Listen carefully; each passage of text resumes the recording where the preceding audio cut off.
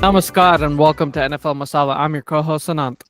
And I am your other co-host, Rock. Welcome to Season 3, Episode 31 of NFL Masala, where we talk about all the latest happenings in the NFL with a little bit of spice. So this week is going to be spicy, huh? Mm-hmm. NFL Masala Bowl. The rematch. The rematch of Week 1. Uh-huh. Where you guys won unfairly because the field sucked. And we had injuries to our starting quarterback, right, John? Oh, yeah. And who do we have here today? Who do we have here today? So today, because of the NFL Masala Bowl, I'm bringing on a guest, John Placenti, my friend from our work. He's a Packers fan. He's a Phillies guy, but he chose the right football team in the Packers. I picked the wrong shirt to wear today, man. I picked my Phillies shirt.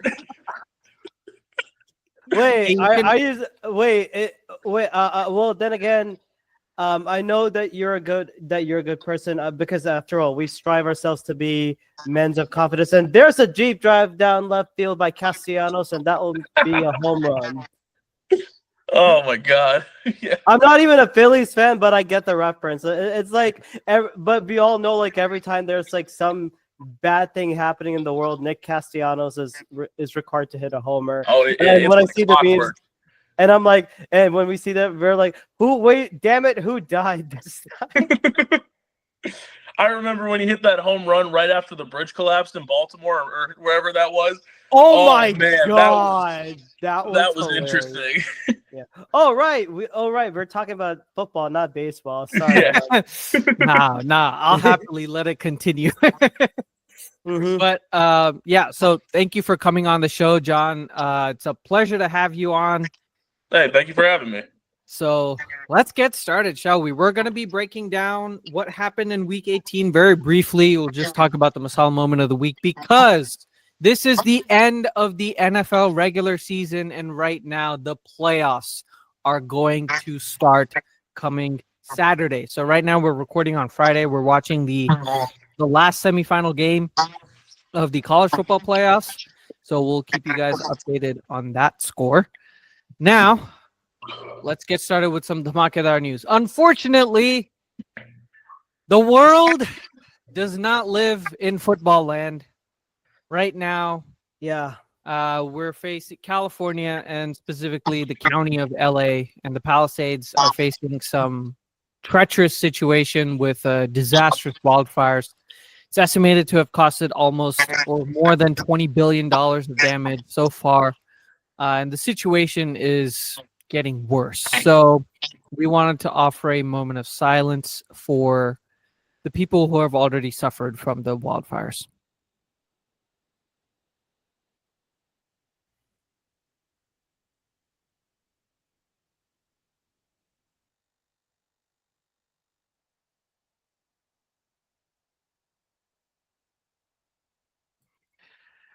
Alrighty.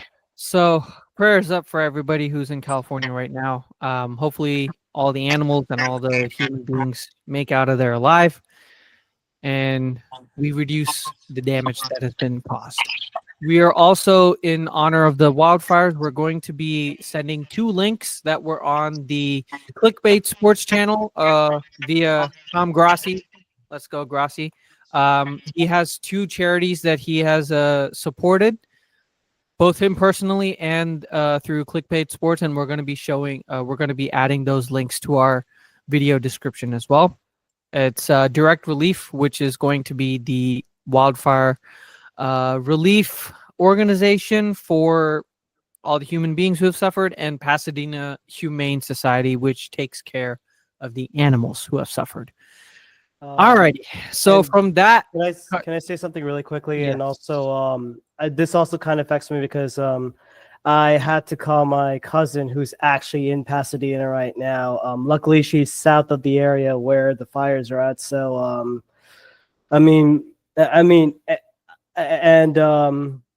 just to you, Prityaka, hope you're doing well. Please stay safe and hope Kashikana, Mitran, and all of you are okay. I know I just got off the phone with you like 10 minutes ago, but just be safe. That's all I can ask for. Mm-hmm. Alrighty. So from that touchdown moment, we are going to go on to the greatest thing that has happened in 2025 so far. Oh my god! And what is that, Rakshak? It is the worst human being so far in the NFL, according to ESPN. And I can't believe I'm saying this, and we're actually going to be celebrating. But Cleveland Browns quarterback Deshaun Watson underwent surgery Thursday after tearing his Achilles again. Let's go. So he's going to be missing a lot of time. I think he'll definitely miss the 2025 season because of what happened. And they said the recovery is expected to take at least 7 months. So but basically what happened was initially he tore his Achilles on October 20th. It marked the second straight year his season ended because of injury. He also missed the final 8 games of 2023 after undergoing surgery on his throwing finger. But then again, it's the Cleveland Browns. They are in what we know as QB purgatory, where all quarterbacks go to die. Dorian Thompson Robinson has been trashed. Jameis Winston, he's been providing us magical quotes, but he cannot do shit. And then Bailey Zappi, he's a jag. He's Bailey guy. He's Bailey Zappi, yeah. Well, I wouldn't speak too harshly about Winston. He did throw for 5 touchdowns against, who was it, Denver? Yeah. Yeah. But then he also He's a good threw backup. Yep. He's a serviceable backup. He's also just so much fun to watch. Oh yeah. Official, president of the 30 for 30 club. But yeah, no, with Deshaun Watson getting re-injured, apparently there is some clauses in his contract where if he got injured on like football activities, during football activities, then the team would have to take care of his guarantees. But if it wasn't on football activities, then he would potentially lose up to all of his guaranteed money, which is basically the rest of his contract. So hopefully, I don't want to wish this, but maybe he fell off a massaging table and broke his Achilles that way. At least that way we get some real justice. And hopefully he falls down some more steps, enters a coma, and then never plays football ever again. So, well, I think his career's done after this. If he misses the whole season next year, I don't see him ever coming back because no team wants him. No player on any team they were like, oh hell no. Yeah. Even Stefanski would probably riot at that point. He's like, fuck my job. I'm not gonna coach this guy at all. Sexual predator piece of shit. Alleged. Sorry. Anyways, let's move on to some entertaining news. And that is Black Monday for football. I call it the Black Week because firings, pink slips, on and on and on. The coaching carousel continues, and this time it's not small. You've had major firings and shakeups across many different organizations. All the bad organizations continue to remain bad organizations because they refuse to have a plan, or even if they do have a plan, it just falls apart very frequently. So let's just go through some of the big firings. Let's start with the Las Vegas Raiders. Head coach Antonio Pierce, done and dusted for 1 year. And this is the funny thing, okay? He was scheduled to give a press conference. He gave the press conference. He didn't know that he was going to be fired, or at least he told us that he wasn't going to be fired. Then the next day he's fired. What the hell? Yeah, it makes no sense at all. But then again, and he was put in a bad situation, especially when your quarterbacks are the following: Aiden O'Connell, Gardner Minshew, and Desmond Ridder. That's not really helpful. He did what he could. Mm-hmm. And he had a bad coordinator in Luke Getsy. Yeah.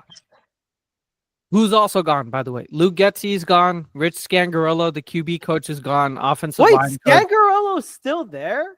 The hell? Oh, And my the big Lord. thing for the Raiders is Tom Telesco being fired after only 1 year and setting up the Raiders with actually good pieces.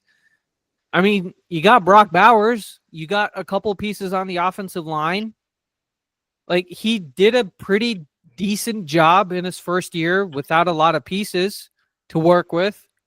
It just seems like Tom Brady is having his way with that organization and is clearing the path for his choice, right? I don't know about what about you guys, but it just seems kind of haphazard. Yeah. Well, I don't think they should have taken a tight end to begin with. I think they should have traded up in that draft, gotten Michael Penix. They would have been much better off. Yeah, that's fair. That's fair. Penix would have been good. And, I mean, he's been okay with the Falcons. Mm-hmm.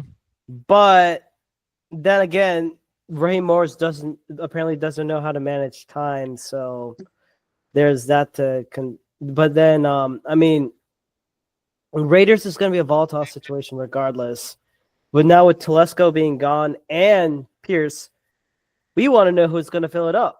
Yeah, but the other thing is, right, you look at the QB situation, they're not even in the position to get one of the top two quarterbacks because they fumbled it away. They messed up their tank.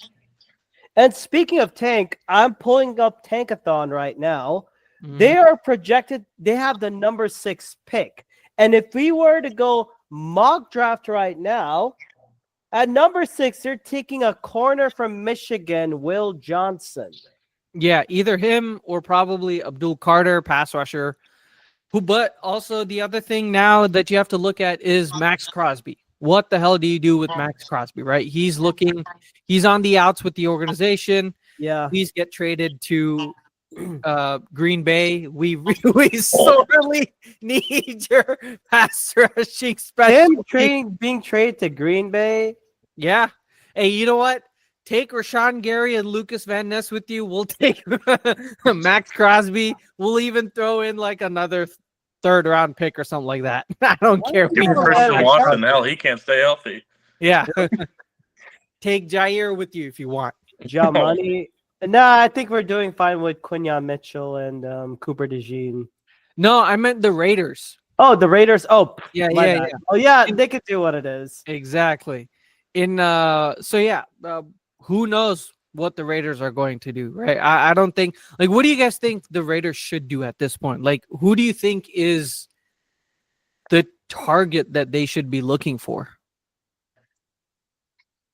Well, looking at a lot of this, a lot of these head coaching candidates, there's one that really stands out to me, and it depends on if he comes back or not, because if he does, I think it would be a great fit for him. But I think Pete Carroll should be the next coach of the Raiders. Whoa! I think Pete Carroll should be the next coach of the Raiders. He's used to running that West Coast offense when it was at USC, when it was in Seattle. If they get their quarterback, he can do some wonders with that Raiders team.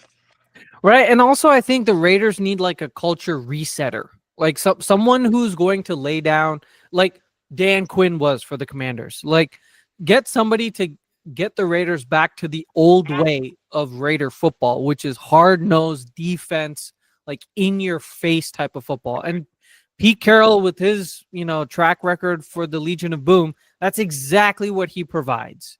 So I think that would be a good one. And I also think with the 6th pick, the Raiders can invest in a top wide receiver like Ted McMillan or Luther Burden, or an offensive line piece. Maybe trade for Joe Milton. Trade for Joe Milton. Joe Milton would be a project QB. Then again, it has to be who the offensive coordinator for the. If they're going to go with Pete Carroll, they have to nail the offensive coordinator position. Right. Now, maybe he goes with an older veteran. Actually, what would be great would be Pete Carroll and John Gruden in the same game. Oh, Pete Carroll coaching defense, John Gruden coaching offense. Spider 2 banana Spider routes. to Every banana. Oh my god. He'd I'll be met never with see the pitchforks end if of he ever things. came back to Vegas. Oh my Yeah. god. Rich But, Masaccia is like, thank God I got out of that place. No, realistically though, I mean, you probably poach somebody from I don't know. Maybe you bring in like the Commanders' run game coordinator, bring that guy in because their running game was pretty good. Or actually, you know what?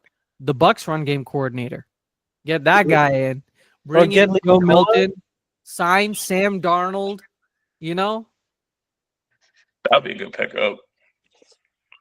Well, even if they get a guy like Liam Cohen, who's been doing awesome with Tampa this year. My thoughts exactly, man. I was like thinking because Liam Cohen has done a really good job with Baker Mayfield in this offense. Mhm. Like, yes, they've been like on and off, but man, that pass attack and the way that they're using Bucky Irving in the run game, yeah. you give him the right talents, Cohen can definitely turn things around. Exactly. Like if you sign Sam Darnold to, let's say, like a 2-year, $40 million deal, right? And the Raiders have the cap space. You sign Sam Darnold, you trade for Joe Milton, right? And then you draft either Luther Burden or Ted McMillan. That means you would have one of those receivers as your wide receiver 1. Really good pickup at that point. Jacoby Myers as your wide receiver 2. Actually a pretty decent wide receiver too. I mean, he had some really good separation ability and he showed it off with his catching ability. I think he was one of the 2 receivers to have 100% catch percentage or something like that, or like a 0% drop percentage this season. So you have him, and then you have Brock Bowers, right? So that's a pretty capable offense to at least try and keep your defense in the game, right? And if you bring in Liam Cohen, he has to obviously nail that defensive coordinator pick. But yeah, I don't know. It's like a wholesale rebuild in the Raiders organization. Now, what we have seen, like there are some rumors that Ben Johnson might be given a blank check at the Raiders. And if that's what Tom Brady is looking to do, then getting rid of Tom Telesco probably makes sense because Ben Johnson has repeatedly said that he wants he wants his own GM, right? They want to be paired together. So, anyways, we'll talk more about that during the offseason. We're not going to go into every single coach firing because that's going to be too long. We're just going to talk about the big 3 or 4. Second up, the Jags letting go of Dougie P. Super Bowl winning Dougie P. I agree with that move. But you didn't let go of Trent Baalke. What the fuck does he have on Shad Khan? Shad Khan. Dude, okay. I think John is about to experience something. Tell him what we're about to witness. We're about to witness a Rucksack rant live and in person, John. All right. Shad Khan. Since you've owned the Jags, this franchise has been mid, below mid, even underneath hell mid. We're in hell mid mode right now. Ever since you got Trent fucking Baalke, I don't know what moves were being made. Hell, I thought he was the guy who reached out and got the worst coach ever in your franchise, an Urban fucking Meyer, who should be out there doing stuff in the college football world and being an analyst instead of trying to teach a college football type of scheme like fucking Chip Kelly did. We don't need this kind of shit. And then yes, Doug Peterson initiates a good hire, but then later on, Dougie P doesn't like to change a lot of his things. And it was the right move to get him out. But Trent Baalke, who's responsible for overpaying Christian Kirk, Calvin Ridley, Evan Ingram, I don't understand the logic. Watching Trent Baalke abuse his team like he's a North Korea prison guard. I am thankful. I am thankful to the Lord above that I have that the Eagles and the Packers have competent GMs to work with.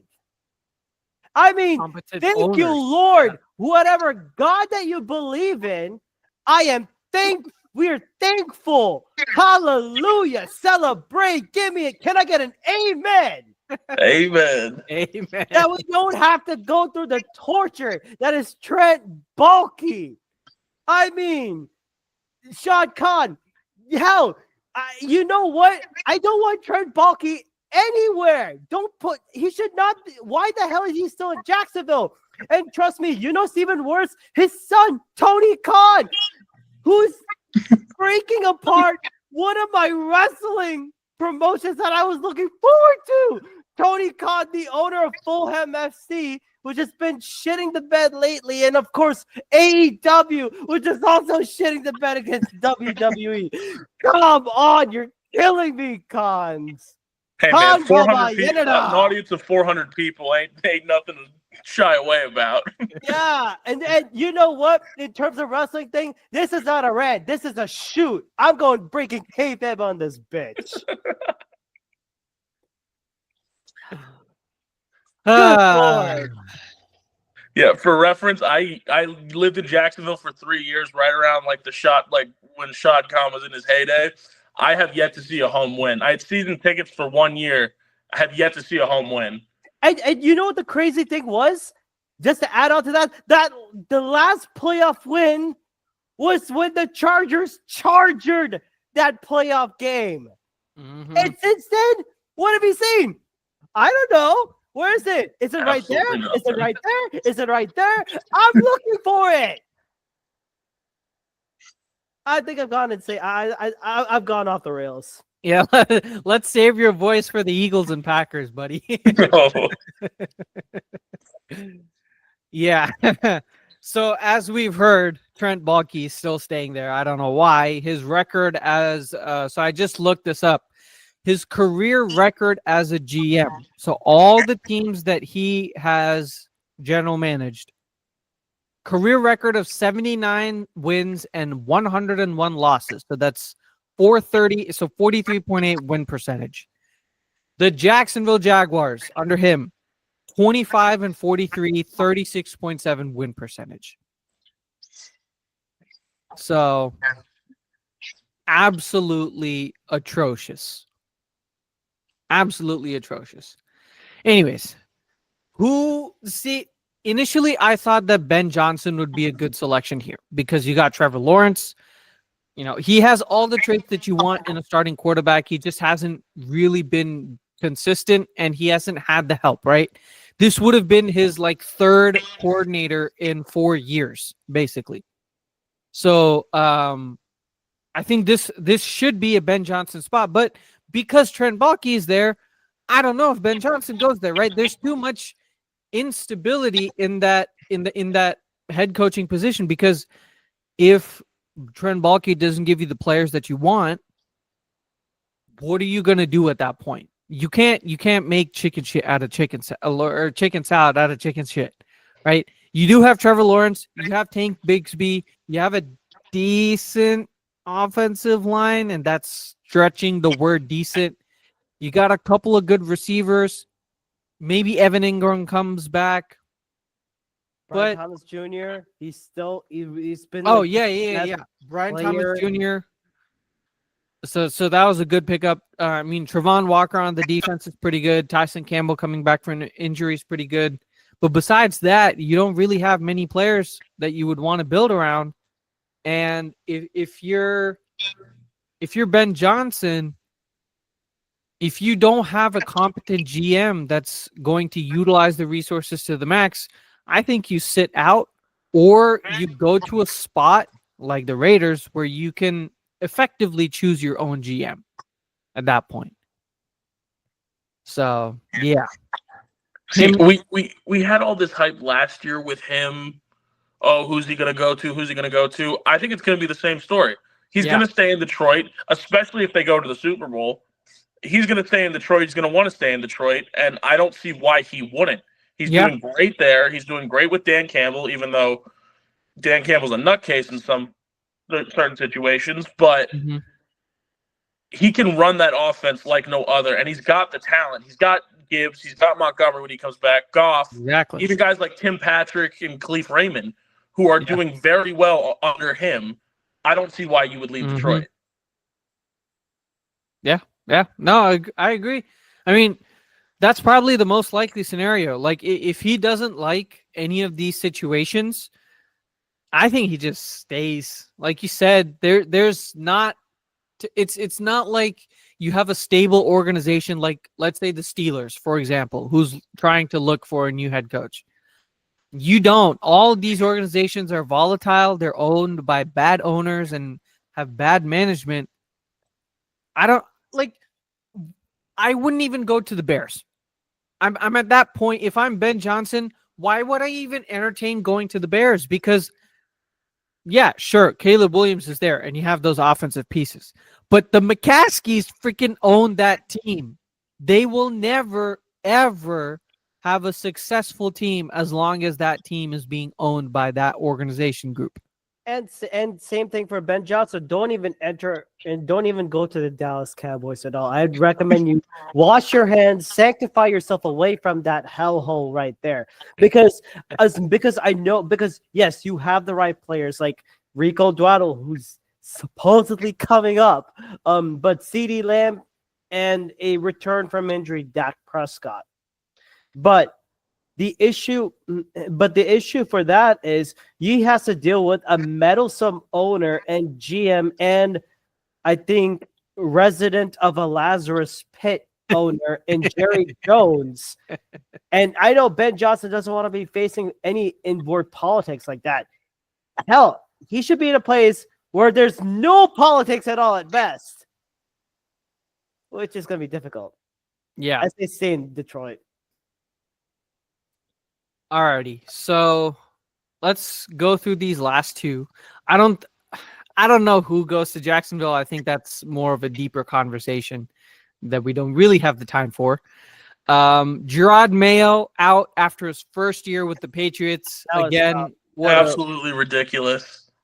What a bullshit fire. I mean, I think John accidentally left the meeting. No, I think he's upset because of the Mayo firing. See, Robert, this is what you make people do. They get so upset that they just can't handle it anymore. We have a bunch. We have a bunch of ghouls as owners. I mean, and yeah, sure, Gerard Mayo getting fired after 1 year, it's tough. And the thing is, I thought give him a 1 year coach. And I'm gonna see this controversial. It's like the Rooney Rule has been taken for granted, man. Yeah, hands down. And then also, it's like he was almost set up to fail. It's stupid. That roster was untalented. Yeah. So, thank you, John, for joining back. But yeah, what we were talking about is that Gerard Mayo was almost set up to fail, and that the Rooney Rule is basically, useless at this point. Pretty much, yeah.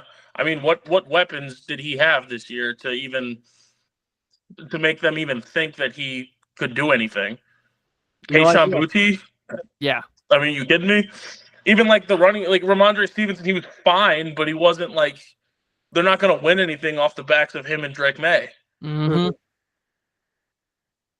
Exactly. I mean, so at this point, maybe Ben Johnson goes here because you can trust the ownership. Well, trust, I use the word lightly at this point now.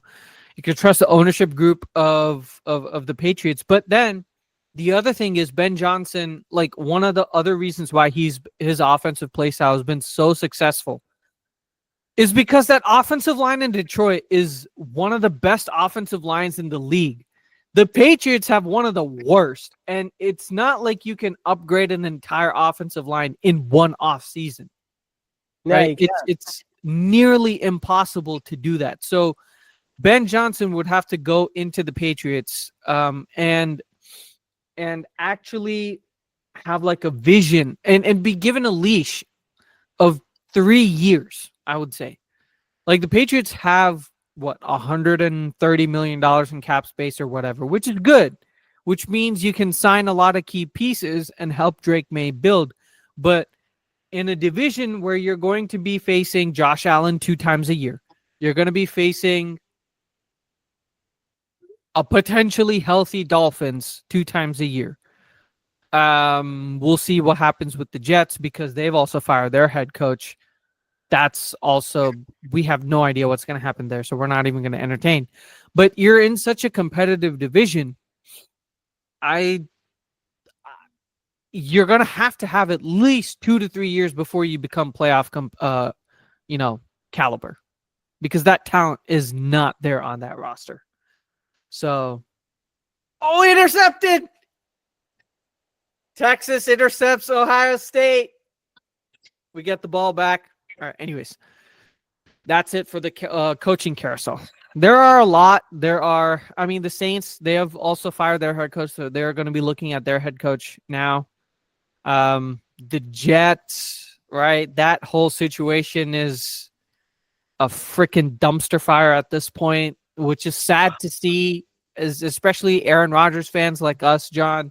It's sad to see Aaron Rodgers, like his career, go up in flames like this. It's all up in the ayahuasca, baby. Yeah. Anyways, I mean, we saw this with Favre too, and it's like, I mean, who's really surprised? Yeah. It's when the ego gets too big. When the ego gets too big, things happen. Alrighty. That's it on the coaching carousel. We'll have more news as more pieces start to fit in. And now we're going to go through the Masala moment of the week, Rakshak, just about 5 minutes before we go into the wild card preview. And John will say his pieces about the Packers whooping the Eagles. Hopefully. Oh, Lord, we're doing this shit. Let's see. We'll be realistic, I hope. Let me share my screen. We have, for me, it's got to be one of the best. Oh, no, Garv. Oh, by the way, Garv is just saying, kill me now. Buckeyes guy. Garv, by the way, is an Ohio State Buckeyes fan, if you guys didn't know. You guys have seen him several times, actually. But, yeah, so it'll be interesting. By the way, folks, I'm Team Meteor, by the way. Yeah, I think both John and Chuck are Team Meteor at this point. Yeah. Alrighty. Yeah, so this was one of the biggest interceptions, biggest as well, because of this one reason. And that is one Mr. Michael Pierce. Is this big pick? Ran out of gas. He ran out of gas. Yep. Ran 2 feet and his knees buckled. That was love to see the big man get the picks, though. I think that was like one of the greatest picks I've ever seen, man. Yeah. Big man balling on that. It's fantastic. Oh my God. They go 4 and out again. What the hell, Texas? Quinn Ewers is still in the game. Anyways, going back to Michael Pierce. I mean, you just look at the gracefulness of a ballet dancer right there. The power of a Mack truck all fit into such a wonderful package. I mean, that's just ball skills, man. Elite ball skills by Michael Pierce there. Recognizing the route. And the fact that he was in coverage. That's like that Patricia level, bro. Dropping your lineman in coverage. Joe Barry, Preston Smith, CP1. That's the level that we have at Michael Pierce. Beautiful interception. And he was just, hey, man, we're winning. I got my piece. I'm in the football, meme play Hall of Fame. So sorry about that, y'all. My internet's very shoddy, so if I keep cutting in and out, that's why. Nah, you're good. You're good. All You're good. We're just discussing the gracefulness of Michael Pierce's interception. So, That's peak male physicality right there. yes, sir. This is why we watch football. I don't want to see no toe taps. I want to see a big man run 60 yards and then need the oxygen tank. Exactly. And of course, when in times we all get to see Bo Nix become Mo Picks. Yes. Yes. Quoting urinating tree. And for my Masala moment of the week, it was one of my Masala games last week, but I have to admit, this was one of the craziest plays ever. This is the tip. This is why we practice the tip drill. Can everyone see my screen? Mm-hmm. So, first and goal, Bo Nix is under center. And then, yes, they're playing a bunch of backup Chiefs. Let's say this for the record. As he's going, fakes a handoff, rolls out, throws it. 1, 2, 3. This is my God. Beautiful catch. And no, this is Bailey. and here's the thing. Here's what happens. So it's right there. Boom. Secures the catch and the knee. And for those that are still trying to figure it out, check it out. Be careful. So it's 1, 2, 3. That's beautiful right there. Yeah, that's the luckiest throw that you've ever seen. Luckily, by the way, luckily the tight end did not touch it because he was out of bounds. It would have been ruled incomplete. Yeah, illegal touching by the offense. So yep, that's great awareness by Devon Vele. I mean, this guy has routinely come up as a key playmaker for the Broncos down the stretch in several games. I'm excited to see him take off next year. 100%. Yeah. All righty. Well, that was an exciting Masala moment of the week from both of us. A thick pick and a tip drill touchdown. But now let's talk about why we have brought on John Placente here. And that is because we need to gang up on Rakshak. Oh, speaking of which, guess what? Just in case you were about to pick, just in case you tried to spring it up on me, I'm bringing in an old host, a good buddy of mine. First of all, got to give shout out to Cozy of the Soup Boys podcast. But this time, he's not coming. This time, I am bringing him Mr. Pete Nathan of the Pete Nathan podcast, the one that we recorded yesterday. Okay. Well, I just emailed him the link, and yes, it'll take some time. But first of all, let's get some questions on the way. All I can say, in the words of the great one, bring it, bitch. All right, so let's get started with the wild card preview. First question. This is to Rakshak. Okay. Let's start with the biggest concern, and that is Jalen Hurts. Now, all reports indicate that Jalen Hurts is fully healthy and he has cleared concussion protocol. That is correct. It's been Jeff McClain and Dave Zangara both confirmed it today. He will be playing this Sunday. Yeah. But he hasn't played a snap of football, live football, in 3 to 4 weeks. How much is the rust? Is that rust going to impact his decision-making? And would it change the game plan from Nick Sirianni and Kellen Moore standpoint? Well, I mean, definitely there is a lot of concern coming, like just clearing concussion protocol, like after 21 days? I believe that's like the standard protocol, right?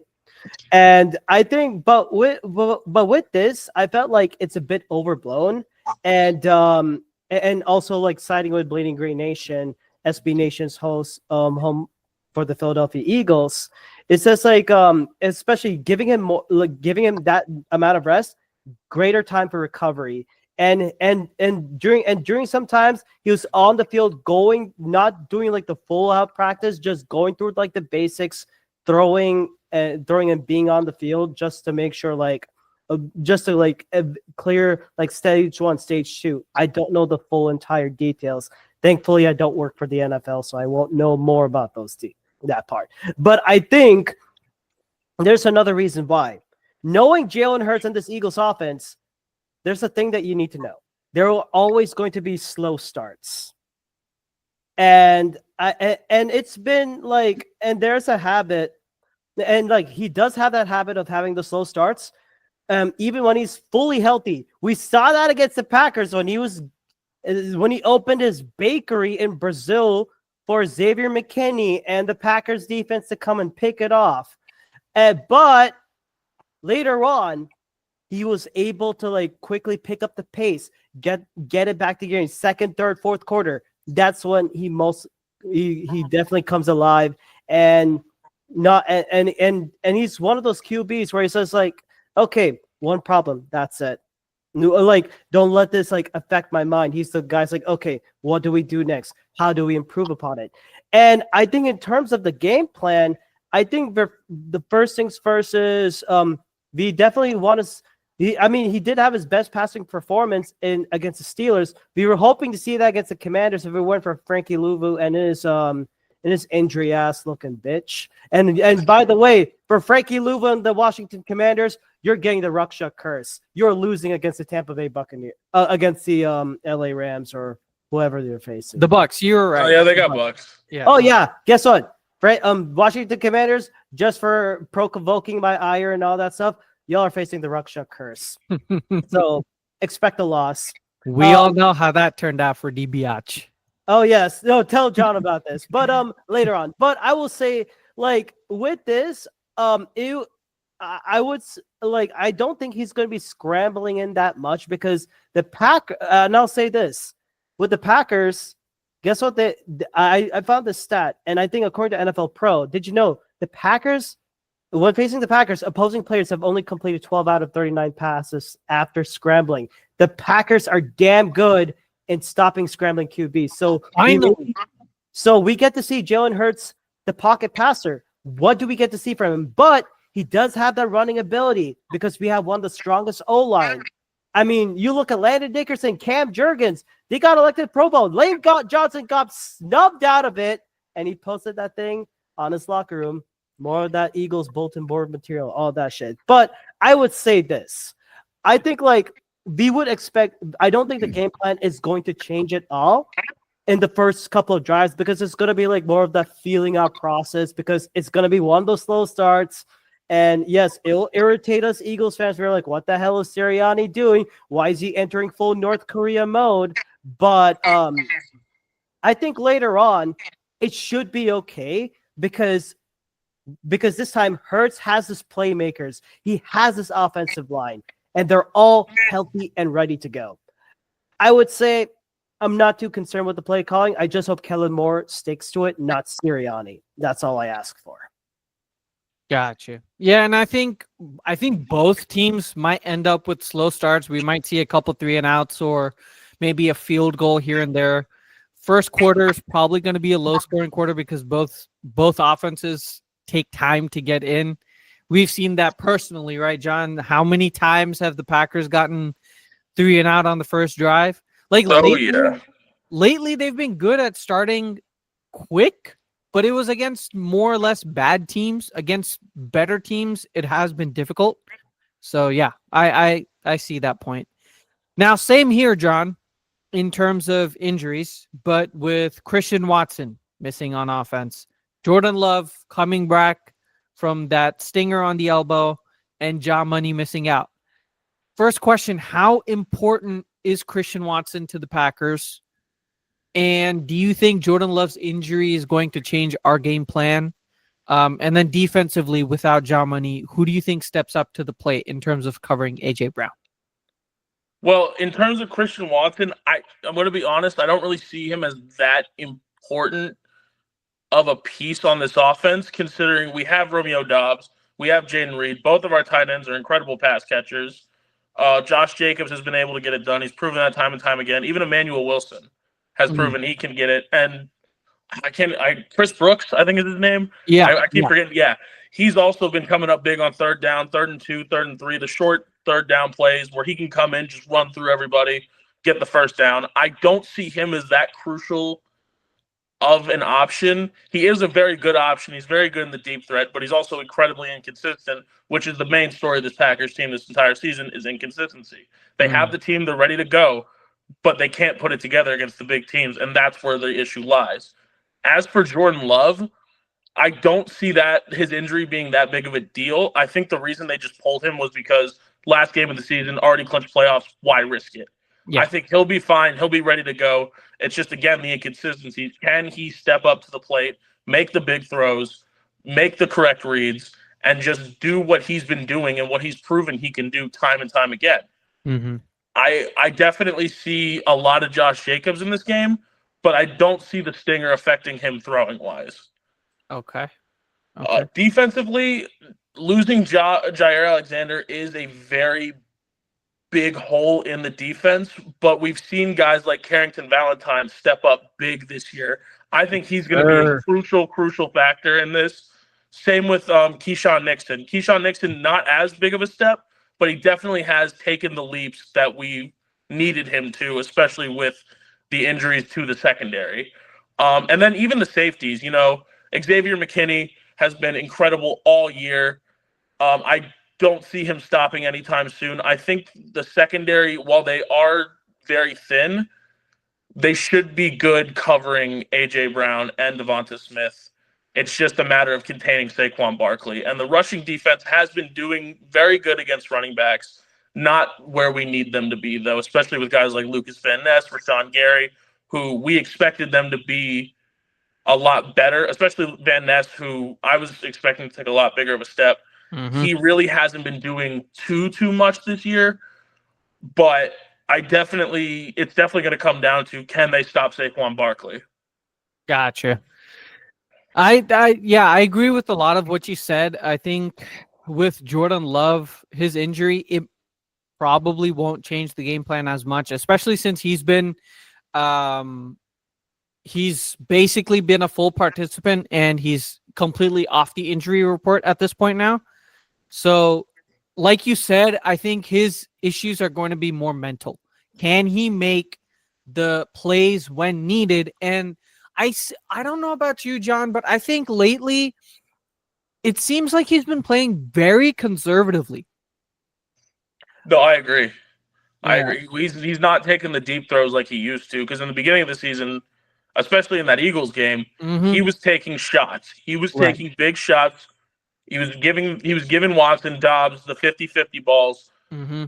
And he's not doing that anymore, and he's playing scared almost. Right.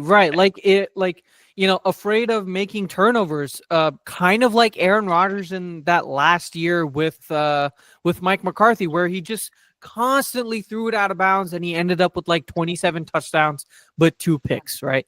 So, I do see that from Jordan Love. I will say, though, for Christian Watson, it may seem like he's been inconsistent, but like you said, his deep threat ability does open up a lot for this Packers offense. Some of the statistics without Christian Watson on the field, our receiving core was 19th in explosive play per route in terms of explosive pass plays at just 2.4%. But with Christian Watson, we would have ranked first. Oh, wow. In the league at explosive play per route. So it's like you said, it's his inconsistency, but he basically was our de facto wide receiver 1 because so many of the other receivers had constant issues, whether it's Romeo Doubs missing games, Jaden Reed dropping the ball, Dontavian Wicks dropping the ball. It just seemed like Christian Watson was trending to be the most consistent out of all the other receivers. So I would say that his is a loss, but like you said, Romeo Doubs needs to step up to this plate. This needs to be a playoff Doubs game. Oh, right? Yeah. Especially on third down. Because if he steps up to become the number 1 wide receiver, that opens up Jaden Reed on those gadget plays that Matt LaFleur loves to run, right? Like those end arounds and those jet sweeps that he does like so often on second down. or first down, hopefully he doesn't do it on 4th and 2 like he does all the time. I don't know why he doesn't run north-south instead of east-west on those critical money downs, but that's a whole nother thing. But yeah, that would open up Jaden Reed.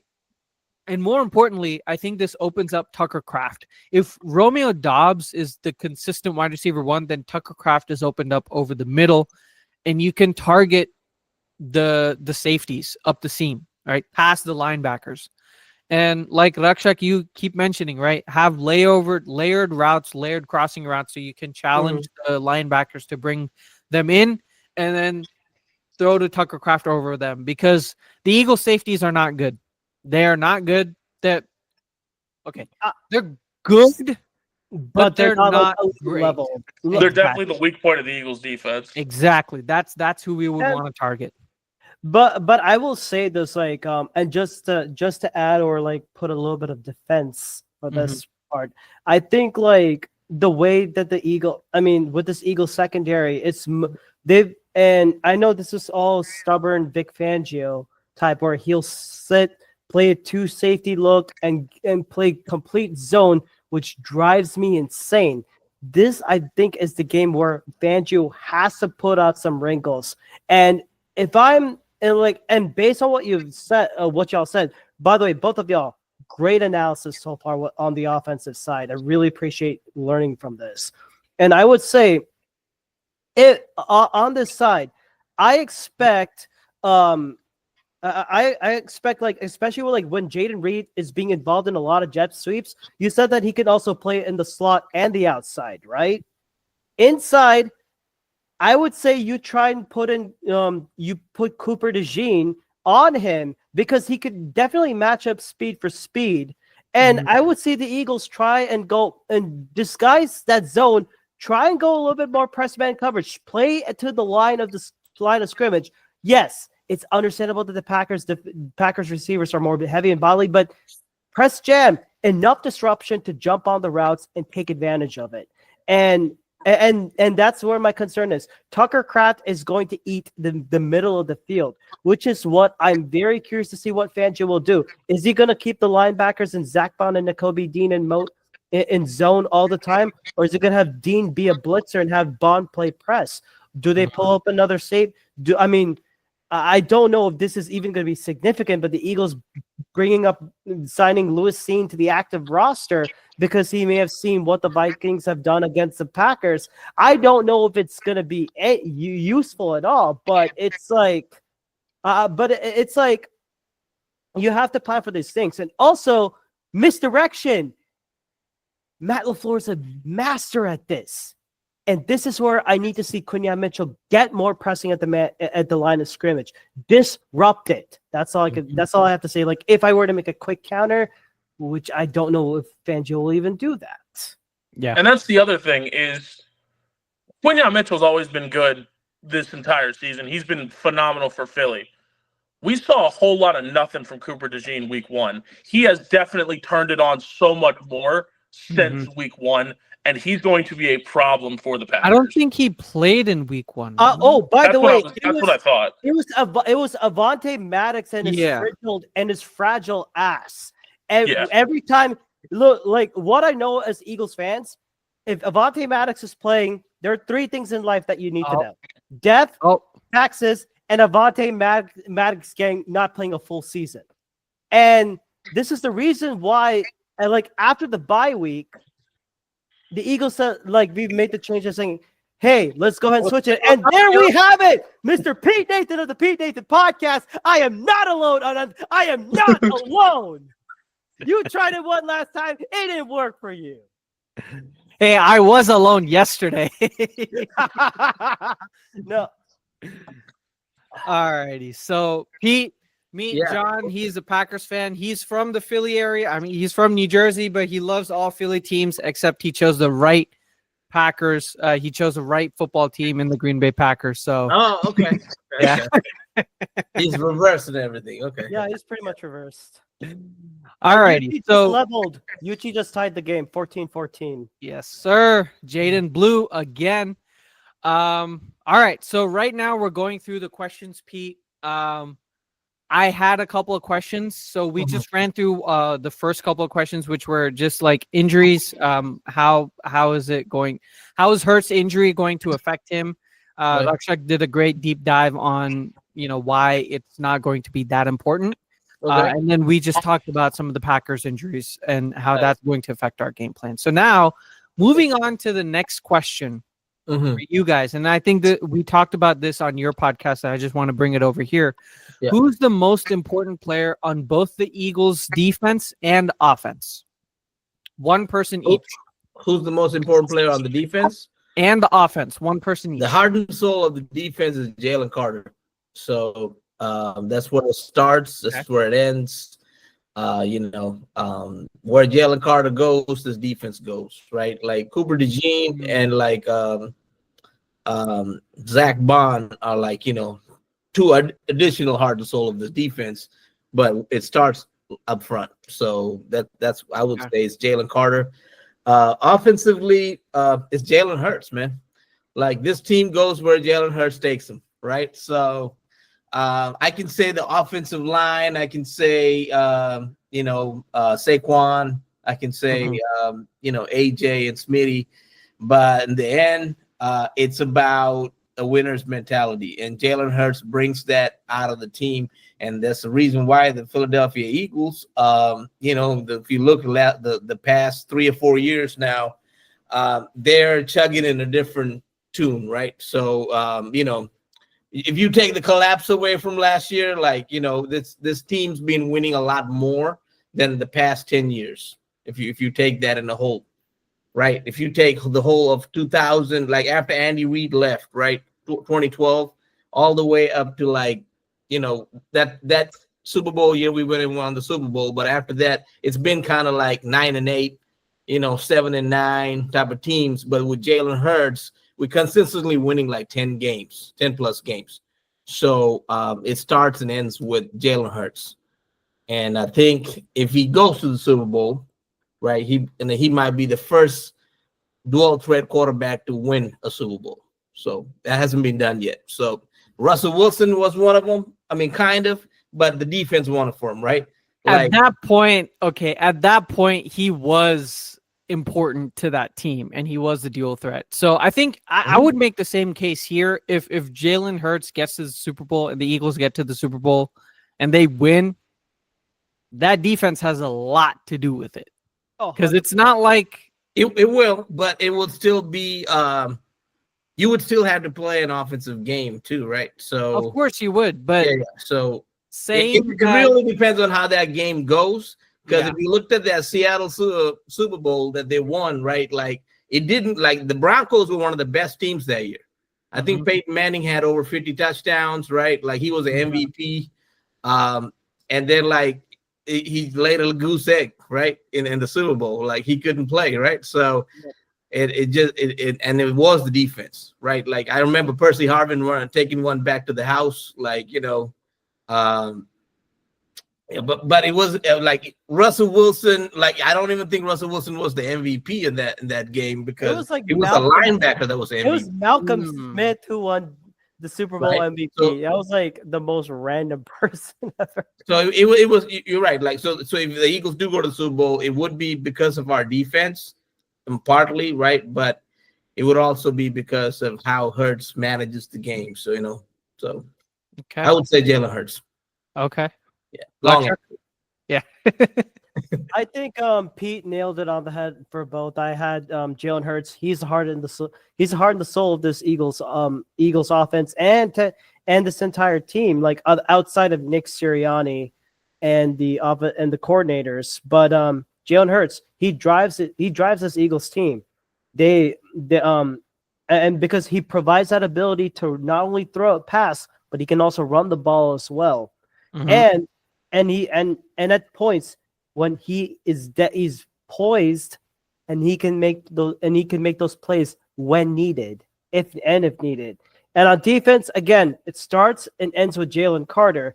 But if it's not Jalen Carter, I'd have to go with Zach Bond because we actually have linebackers. Did you know that? The Eagles finally have linebackers. And Zach Bond playing the offside linebacker for his very first time in his career. Yeah. He's already I think he's projected to be like a defensive player of the year candidate because of the leaps he has done. 7 forced stops. And he's like almost every game he's leading in tackles, forcing fumbles, and he sets the tone. He's one of those tone setters. If not Jalen Carter, Zach Bond would be our best bet. So I will say for Jalen Carter, the Packers in week 1 did run for 163 rushing yards. So I think, John, and you can chime in here, I think this offensive line is capable of dealing with a decent Eagles rush defense, right? If you look at the rankings down the stretch, I have the stat here. Down the stretch in terms of rush yards allowed, the Eagles were like 14th in the league since week 10. Okay. But their pass defense was number 1. Yeah.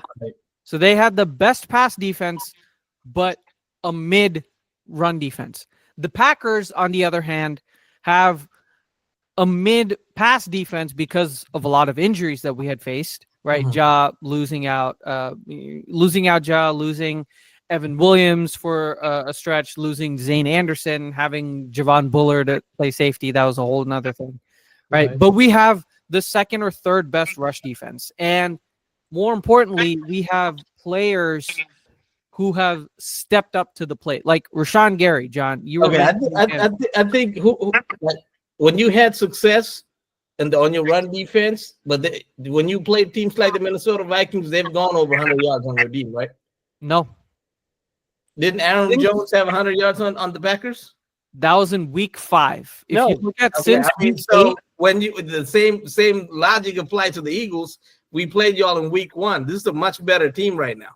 Like this team is really good at stopping the run also. So that's why I mentioned since week 10, you guys have just been around 14th, whereas we've been the second best. Right. Since week 8, we have not allowed a single rusher to go past 75 yards. Okay. It'll be. I think that's gonna be. Saquon's gonna put up 100 yards in your team on y'all this week. But That's my worry. All this stuff, I can't wait for Saquon to go over 100. Like, I didn't say anything. I did not say anything. So all about this. This includes the Lions, by the way, where we held them to 3.9 yards per carry and 3.3 yards per carry in that second game, where we were down by just a field goal. And Rashawn Gary ranks the first in the NFL in run stop win rate as edge. And TJ Slayton ranks first in terms of D tackle run stop win rate. So I will say we have the ability to stop Saquon. Now, if we stop Saquon, that's the big question. Because if we do, we can control the game. If we don't, that's how we lose, right? That's one of the key things where we lose. So I will say in terms of the rush defense, oh yeah, I just looked it up right now. So when did you guys play the Colts? Oh, that's one. Week 3, I think. Yeah, that was week 3, 4. That's with Malik Willis. Jonathan Taylor had about 109 yards. Right? Yeah, so, that's with. I'm looking at every game now. So now you said that, like. All right, so let's say I take out week 1 from the Eagles, right? Let's say I don't. You still end up with a 14th ranked rush defense since week 10. That's what I'm saying, right? It's much more capable to run on the Eagles run defense than it is to run on the Packers run defense. And the Packers have faced the Detroit Lions twice and the Vikings, and we've all held them to a very, very respectable, total.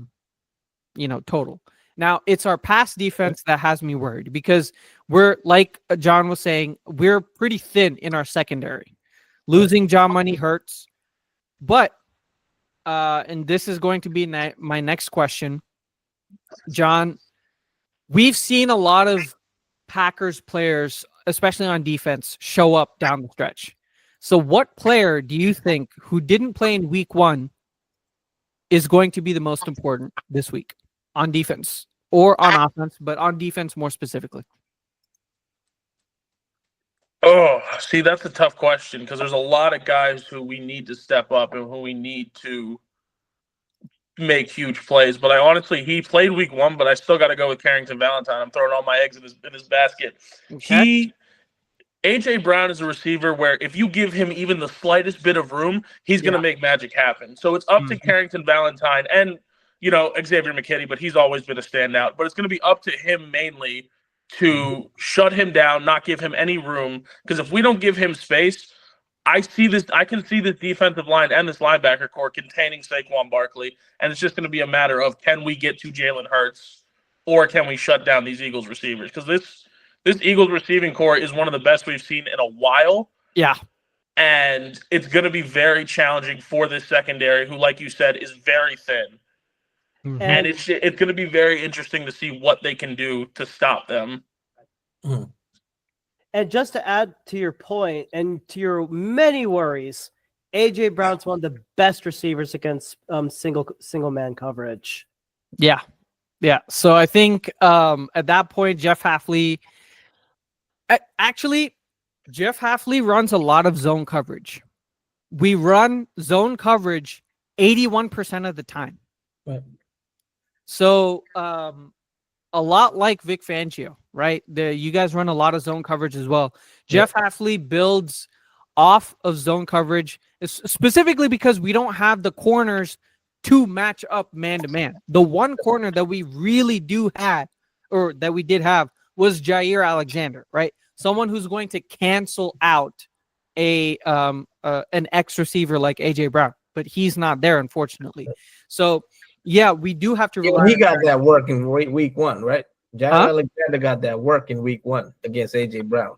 Like AJ Brown went on from, I think he went on. He went off for like 100. He had a receiving touchdown and 100+ receiving yards. Right. Valentine. Is it Corey Valentine? Carrington Valentine. Oh, Carrington. He's an underrated corner. He's a very sticky corner. I just checked him out because I don't watch Packer football, so I just checked him out today. It's like he's a sticky corner. I can see him frustrating AJ Brown, and they both talking crap, right? So I can see that.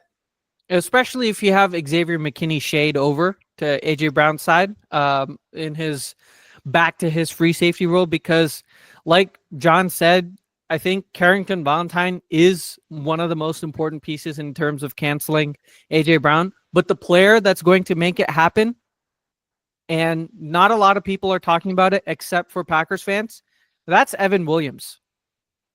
Dude, Evan Williams as a 4th-round rookie is better in terms of completion percentage than Cooper DeJean, CJ GJ, and Reed Blankenship in terms of completion percentage allowed. The 9th lowest completion percentage allowed amongst all safeties in the NFL. And that's Evan Williams. Talking a lot of shit right now. Okay, keep talking. But I think it's pretty valid so far. Like Evan Williams, man, the stats back it up. Evan Williams back it up. He Okay. has 49 tackles so far. 56.7% completion percentage. I have to go check his tape. So I haven't watched him, so I gotta go check him out. So it's not about him specifically, but it's what he provides Jeff Hafley, because unlike other players, that strong safety role, Evan Williams plays it extremely, extremely well. And so because he can come down to the he can come down as a strong safety, that allows Xavier McKinney to go back to his free safety, range type of a look, right? That's what he is so good at as a free safety who is, controlling the back end, right? When Xavier McKinney comes down to play closer to, the second level, that's when things go bad in terms of the defense. And that's when we allow a play like Jalen Naylor against the Vikings, that 31-yard touchdown pass, the first pass of 30+ yards that we had allowed all season, or one of the first passes. I think it was like the second or something like that.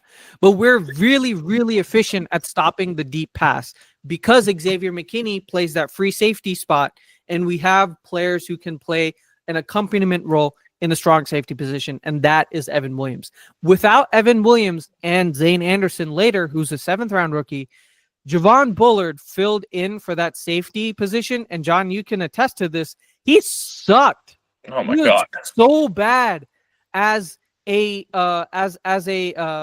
strong safety, and he actually played against the Eagles in week 1. Mhm. And if you take that game and the Vikings and the Bears of the past 2 weeks, so the 3 games, he has 15 attempts thrown at him, 15 completions, 170 yards allowed, 2 touchdowns, 11.3 yards per attempt allowed, and 120.67 average passer rating. That's how bad Javon Bullard was, primarily in terms of strong safety. So when Evan Williams, because he's healthy now, him coming back is such a boon to this Green Bay pass defense that has been really, really, really lacking in terms of injuries. So I would say that he is probably the most important since week 1. He did play. He played actually, he didn't play a lot. He played 0 snaps. Edgerrin Cooper was the one who played 11 snaps. So him coming back is huge, and he forms the best safety tandem in the league with him and Xavier McKinney. So, it makes sense. But I will say one thing that the Eagles, another Eagles weapon that is currently on time for this game, that I don't know if the Packers are ready for.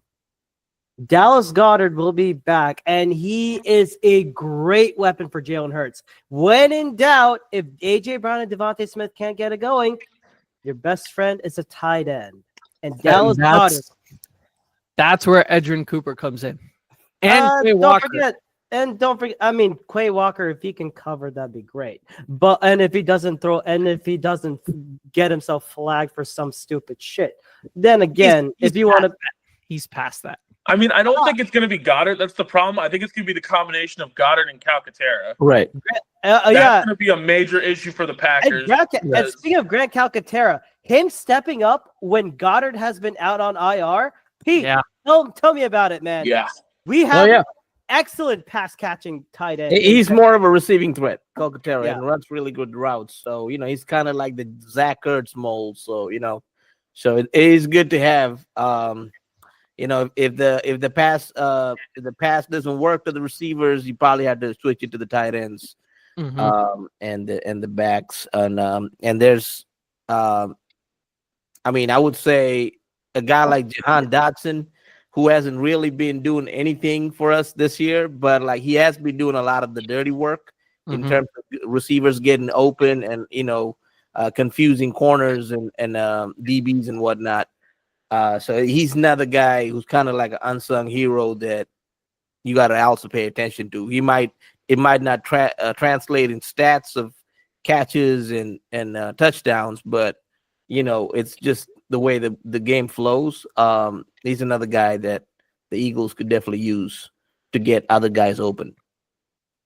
Yeah, both of these teams have a lot of talent, and I don't think it's going to be like the main thing is it's going to be, can these smaller role players make a big difference? Guys like Kenneth Gainwell, Jahan Dotson, Emmanuel Wilson, Bo Melton. Can these guys make a difference? It's not going to be Kenny G. Scratch Kenneth Gainwell out of the. It's not really hate. Well, you know what I mean. Those types of players. It's going to come down to that. And can these guys break that ceiling? Have a big game. Yeah, but no, probably not Kenneth Gainwell. But yeah, no, I do see that. It's the smaller role players who are going to play a big piece. And I think this leads into my next question for John. What player on the Eagles are you most worried about? Well,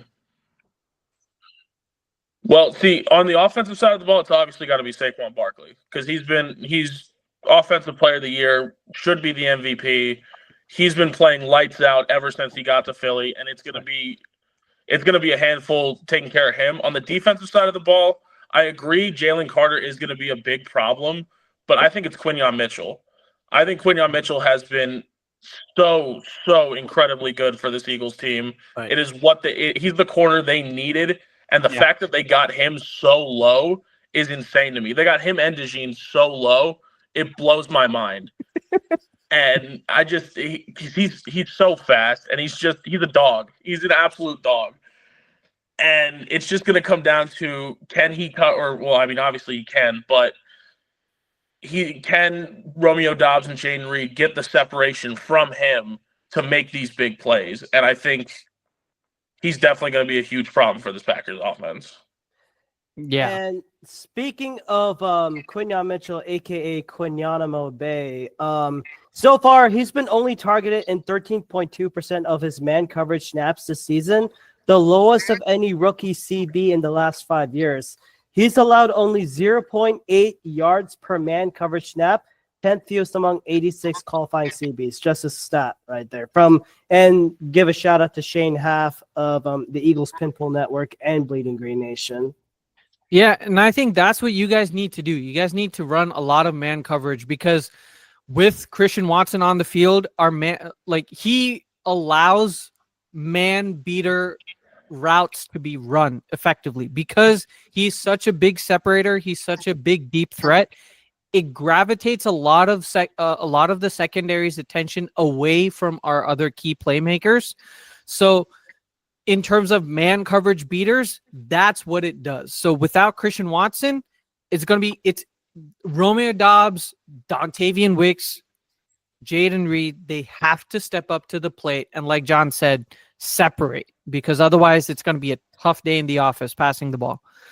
Yeah, you hit the nail on the head, John. I was going to say AJ Brown because, without Jair, even with Carrington Valentine and Keyshawn Nixon playing well, Keyshawn Nixon, who actually got an all-pro vote from someone. So AJ Brown is still a difference maker. And the fact that he wasn't first-team all-pro and Amon-Ra St. Brown got over AJ Brown. It just Speaking of Anna, I have to say it.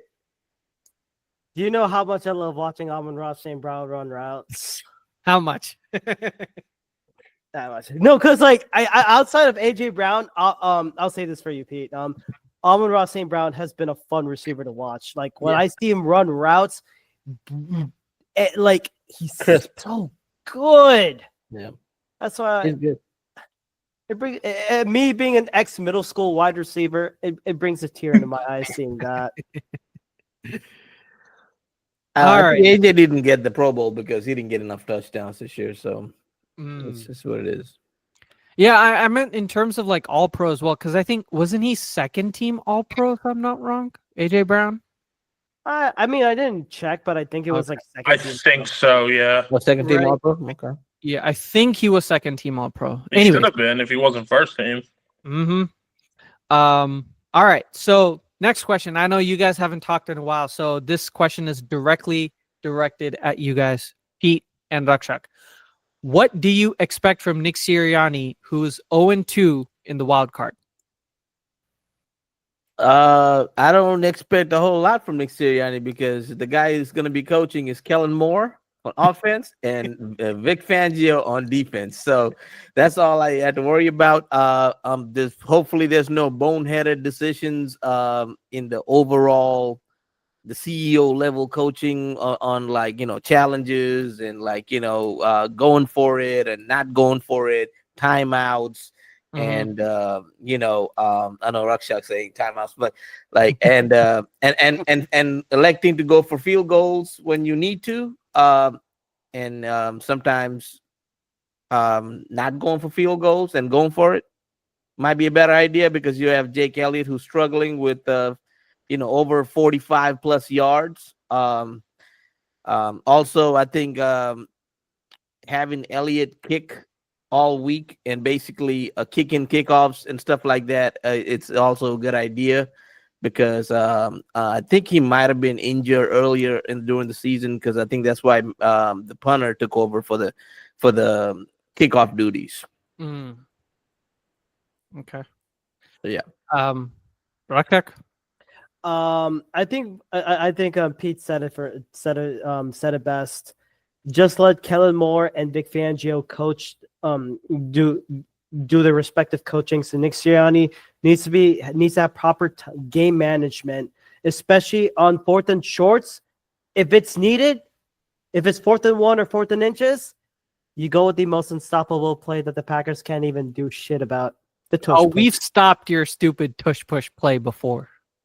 Okay. Once. That too without an injured Jalen Hurts. So Yeah, don't worry. We'll see, I we'll mean, see.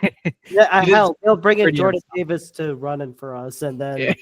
see how that shit happens. Oh Yeah. God! If Jordan Davis comes in as a No, running hell, back for the no, tush we could push- literally get Jordan Mailata to come in because he's played rugby. So Yeah, just there you go. doesn't need that. But I think but also the crucial fourth down plays, no one to punt, no one to take the points, and no one to actually go for it. And Mhm. plus timeouts, challenges. I think with that Pete just said it best. Just don't go full North Korea mode. Do not take over the offensive play calling. By all means, you And one- keep him away from the man. You keep him away from Kellen Moore. You grab his mic headset if you need to. And one Big extra Dom thing gotta I will come out. say, one extra thing is Yeah. make sure Dom, the security guy, is right there in Yeah. case if he wants to pull any fights with the players. You know what I'm That's saying? what I was going Like- to say. Get Big Dom. Like Dom, big Dom, do your job, brother. Come on. Alrighty. Great comments. Great comments. I do agree. I think Nick Sirianni, it's his executive level decision making that's going to be in question. And I think, John, you could probably say the same thing about Matt LaFleur and his head coaching tendencies, right? Oh yeah, no, because Matt LaFleur has had amazing games. He's been a very good coach for us. But when it comes down to it, and we play these games against better teams, and we're in the 2-minute drill, he's running plays east to west, and he's running just really stupid draw plays, pass plays, whatever you want to call it. Mm-hmm. He's not making the right play calls, and that's partially because of the lack of an offensive coordinator, because he's the one mainly running all the offensive plays, and Yeah. you can't really do that unless you're an elite coach in the NFL. Josh Jacobs is a north to south back. You put it in, he runs it through someone's face. That's what he does. When you're running these north to south plays or these east to west plays with him, you're running them with Jaden Reed, who it has worked, but not to the way that they want it to. Yeah. Because they're getting the yards, but they're not. It's not anything breakout plays, which is what they need. And I think he's a lot of the reason why Jordan Love has been playing so conservative recently, because he's calling a lot of short routes for guys like Romeo Doubs who can run up deep, get to the sideline, get you a solid 15, 20 yards. But he's just not calling those types of plays. And so it's really going to come down to, can he buck up, let Jordan Love do what he does best and chuck it deep, and just let him play his game. Yeah, no, I agree 100%. It's his inconsistency in play calling and those 2-minute situation screw ups that really, really keeps him away from being a top 5 head coach. So, yeah, I would also say wasting challenges, because he is like 2 out of 8 on challenges on the year or something like that. I think he just won one of his other challenges against the Bears on an obvious challenge that should have been, that should not have even been challenged at that point. But like, whoever is the guy who is telling Matt LaFleur to challenge on those 50-50 plays, it's almost like 80-20 that's against us actually winning that challenge. And he's losing timeouts. You can't do that facing the second best team in the NFC.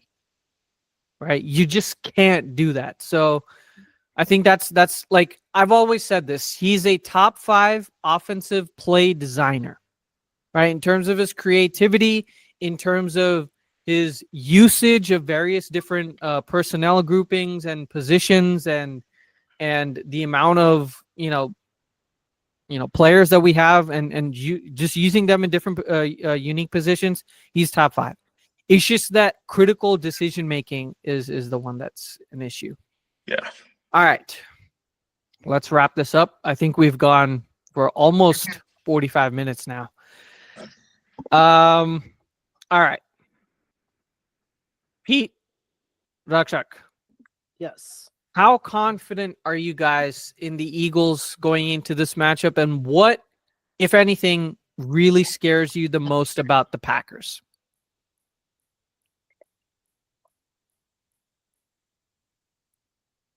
How confident? I'm confident, right? I'm confident that we can go get a win. Um, I'm not overconfident like most of our fans. I was gonna say that. Blowout saying like 40 plus some Yeah. game. It's not gonna be like that. It's gonna be in the high 20s, or the mid 20s. And both teams are gonna put up points. And I think the Eagles are gonna have a slow start, because Jalen's rusty. And then I think they're a better second half team, and they will figure out how to play the Packers. Now, if the Packers kept scoring, now that will turn into a problem. Then the Eagles are pressured to keep up with the scoring, right? So it'll have to turn into a pass game, and we have the weapons to do it, but it's a different things to have the weapons to do it, but then when the pressure's on, and when you don't have a whole lot of time to throw the ball. So I'm a little concerned about that, because Jalen does take a little longer to throw the ball. But Jalen always has came through for us when it matters the most. So hopefully Nick Sirianni stays out of the way, and let Kellen Moore coach. And hopefully Jalen is not as rusty. But I'm confident we can definitely win this game. And I know they are 0-2 in the wild card these last few years. And it's also because the first time they played, it was their first playoff game with Jalen, and they played a very good Buccaneers team with Tom Brady, and Tom Brady basically sliced and diced us with the 10-yard, 15-yard plays.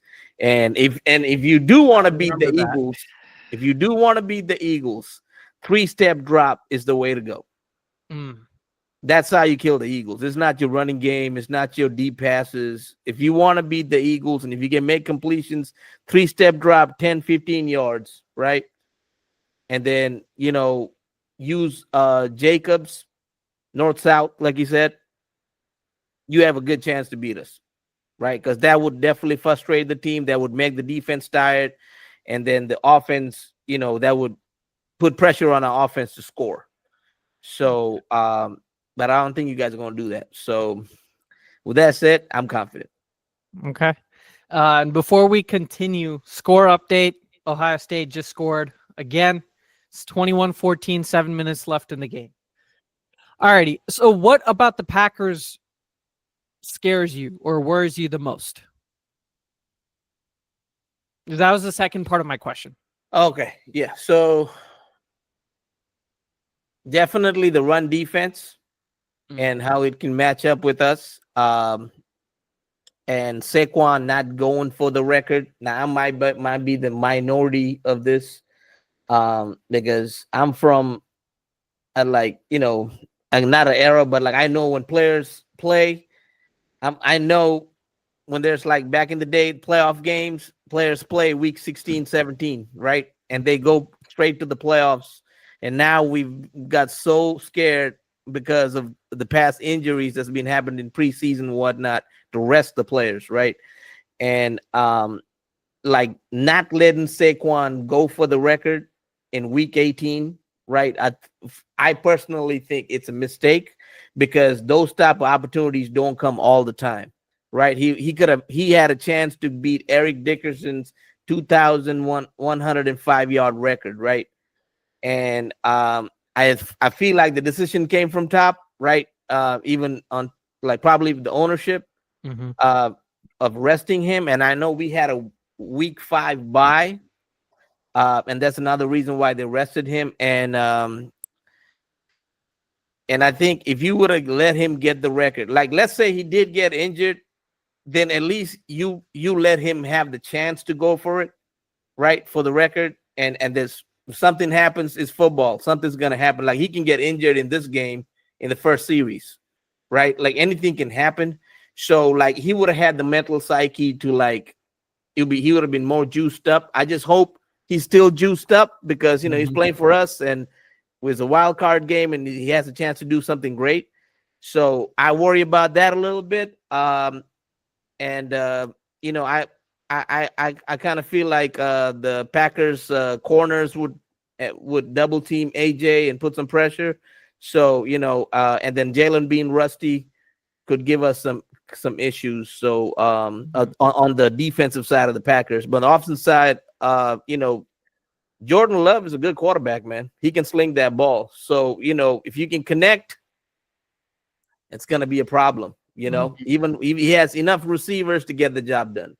Enough weapons, like Romeo Doubs is a good receiver. Like they're underrated, they're young, but they're good receivers. They were good receivers in college, right? Mhm. Like, and this is transferred to the NFL, and it shows in the NFL how good they are. Like Wicks, like he drops the ball a lot, but he also makes plays, right? He's a separator. That's He's true. a separator, yeah. Same thing with guys like Reed. Like he can run and he can go for the receiving, right? Like you definitely. I think last time you guys played us, he had a rushing touchdown too against the Eagles. He had a rushing and receiving because they sent him on those bootlegs.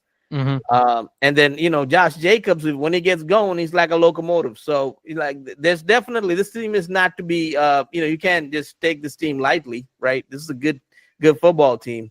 So those are my concerns. Okay. Rakshak? I would say I'm definitely confident with the Eagles win. If the Eagles defense is able to stop the run, we pressure Jordan Love and Jalen Carter gets to him and tackles him properly so that he could pacify you Packers fans. By the way, Panier's better than all that Packer cheese. What? It's Yeah. a form of cheese, though. Cream. I go with that Philly cream cheese. Just saying. Anyway. With that, I mean, and of course with Jalen Carter getting to Jordan Love, because if the Eagles have what it is, they have a really strong defensive line, and the Packers' weakness is that right guard. Is a right guard. That's right. You have a pigeon in Sean Ryan, and going up against the baby Rhino, I think Jalen Carter is going to have a good time. That's for sure. But I would say, and the Eagles offense, if Saquon's able to if he cannot be stopped, run it through the throats, and the offense is clicking on all cylinders, and they avoid the three things that can kill offensive drives. And this applies to all teams. Three things that can kill offensive drives: penalties, turnovers, and sacks. Those kill momentums. It applies to every team. And I mean, like, so be it. If they could be consistent, Jalen Hurts breaks off that rust, and the defense is able to slow down this Packers team while the Eagles' offense is scoring, I'm confident about a win. However, the couple of things I'm scared about the Packers, that run defense and Matt LaFleur's ability to be creative offensively. So this is an opportunity. Yes, he doesn't have Christian Watson, but he has three other wide receiver assets, along with two tight ends and a great running back and two great running backs. You know what this calls for? A lot of 12, 13 personnel. We could be seeing a lot. He will be emptying out the kitchen of all the Kyle Shanahan type of offensive plays. I can see him doing that. And the Eagles and Vic Fangio, unless he makes a quick adjustment, unless he starts playing more press man coverage, unless he calls for a timed blitz just to shake up Jordan Love, it's going to be a long day. And the Packers keep on scoring, Jalen Hurts may be forced to throw a turnover. But if the Eagles defense is able to hold off, and the Eagles go on those long time-killing drives, which they hold the ball for like 12, 15 minutes. Example, see the Steelers game, then I think the Eagles have a chance. I'm confident, but I'm not sleeping on the Packers. And it could go either way, just like that. Yep. All right. Same question, but opposite, John. Yeah, no, I'm a little nervous going into this, and I think rightfully so. We have a lot of injuries, and it's just a lot of inconsistencies. But I think the first drive of that game is really going to say a lot about where the Packers are at. Oh my goodness! Wait, I'm sorry. I'm breaking the Makadar news. Game update. 3rd and 3. Ewers steps back to pass. It was an incomplete, but you have a defensive passing interference. You're about to have a 1st and goal at the OSU 1. You're easily going to score. Wow. We'll see. We'll see. It's now 2nd and goal. They just tried to run it in and they failed.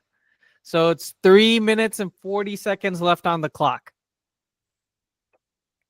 All right, John, continue. But yeah, that first drive is going to say a lot about where the Packers are at, and or the first drive on offense is going to say a lot about where the Packers are at. I do have confidence that this team can win. It's just a matter of, can they execute? As far as concerns, I'm very concerned about the Eagles receiving core, more specifically Devonta Smith. Yeah. Just because, yeah, we're going to have Carrington Valentine on A.J. Brown. We'll probably double him all game. Great. Devonta Smith is a hell of a receiver.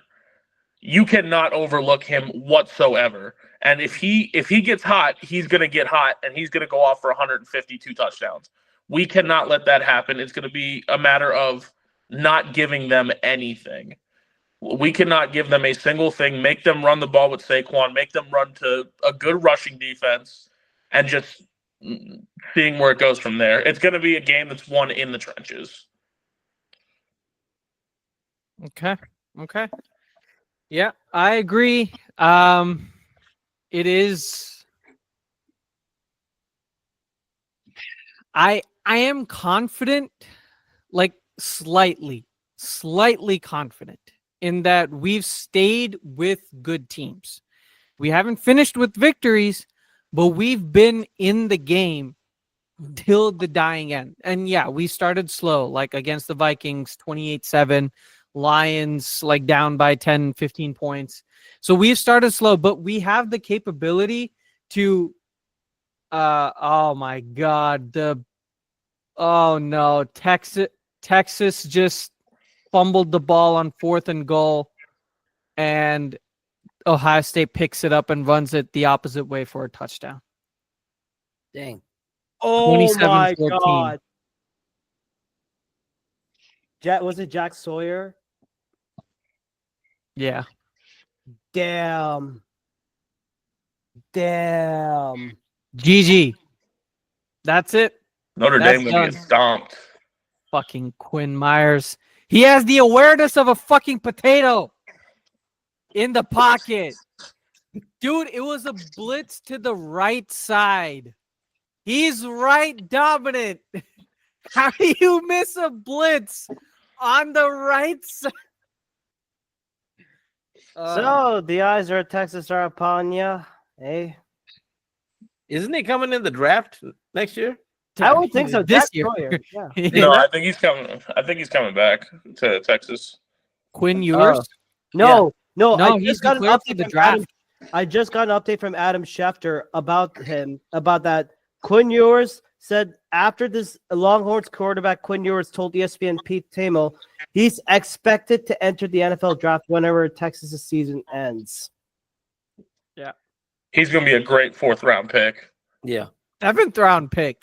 I ain't going for it. That's You way know too what? high for that Do you think we should UDFA. I will say he's better than Drew Aller, so I can't really say anything. All right. What you're saying? Yeah. Final score predictions. Let's just end off with there. Okay. John, go ahead first. Well, I'm consulting my notes here. I know Eagles fans have a hard time reading, but Eagles are ass, Packers by 50. Let's go. That's the arrogant Packers fan in me saying that. In all honesty, it's going to be a tight one. It's going to be I think it's going to be low scoring-ish. It's not going to be like any 35-33 blowout or not blowout, but it's not going to be big points. I hate to say it, I really do, but I'm going to give the edge to the Eagles 23-17. I can see that, yeah. It's going to be a close one, but I think it's going to come down to Love making the big plays, and he's done it sometimes, but in the 2-minute drill, he hasn't been that great. He hasn't been what we needed him to be, and I think that's what it's going to come down to. Okay. All right, Pete. I'm gonna stick to my original scores of 25-22. The Eagles will be down, and then Jalen throws a deep pass to Devontae Smith. We push it in, and then we go for 2. Just so y'all need to, and then y'all have probably like 40 seconds to come back, and y'all had to score a touchdown. So that's where the game ends. All righty. I guess we'll save Rakshak for the last. I'll go with 24-21, what I said yesterday, but Packers. I think obviously I'm going to support the Packers. Realistically speaking, if I was what I said yesterday, right? If I'm an unbiased fan, I think Eagles are going to win. But because I'm a biased fan, I'm going to say the Packers are going to win, and they're going to win, but close, 24-21. Rakshak? As a realistic fan and an Eagles fan, luckily I'm graced to be both. I'm going to say that the Eagles will win this game 24-20. Again, very close game. Jalen Hurts game-winning drive, touchdown pass to Jahan Dotson. I like it. Beat the Dole moment. Jahan Dotson with the game-winning touchdown. That would be awesome. And that's my pick. All righty. Well, that's going to conclude a momentous preview of the Packers and the Eagles. Now we're going to go through all the other the wild card games. So if you guys want to stick around, we'll just pick. Like, we won't talk too much. We won't spend more than like 5-10 minutes on each game. Just give our opinions and see which team is going to win. I was going to do majority voting, but that's not going to apply here. So we'll just we'll just all agree, I guess. Yeah. All right, so let me share the playoff picker here. It's time. Right. It's time to guess, to state what's going to happen in this wild card weekend, because obviously, as you guys know, NFL Masala, we are all truthers. We are the script writers, and we have delivered some amazing scripts so far this season. That's going to continue. Starting and curses have come true, by the way, folks. Exactly. Everything that we've said has come true.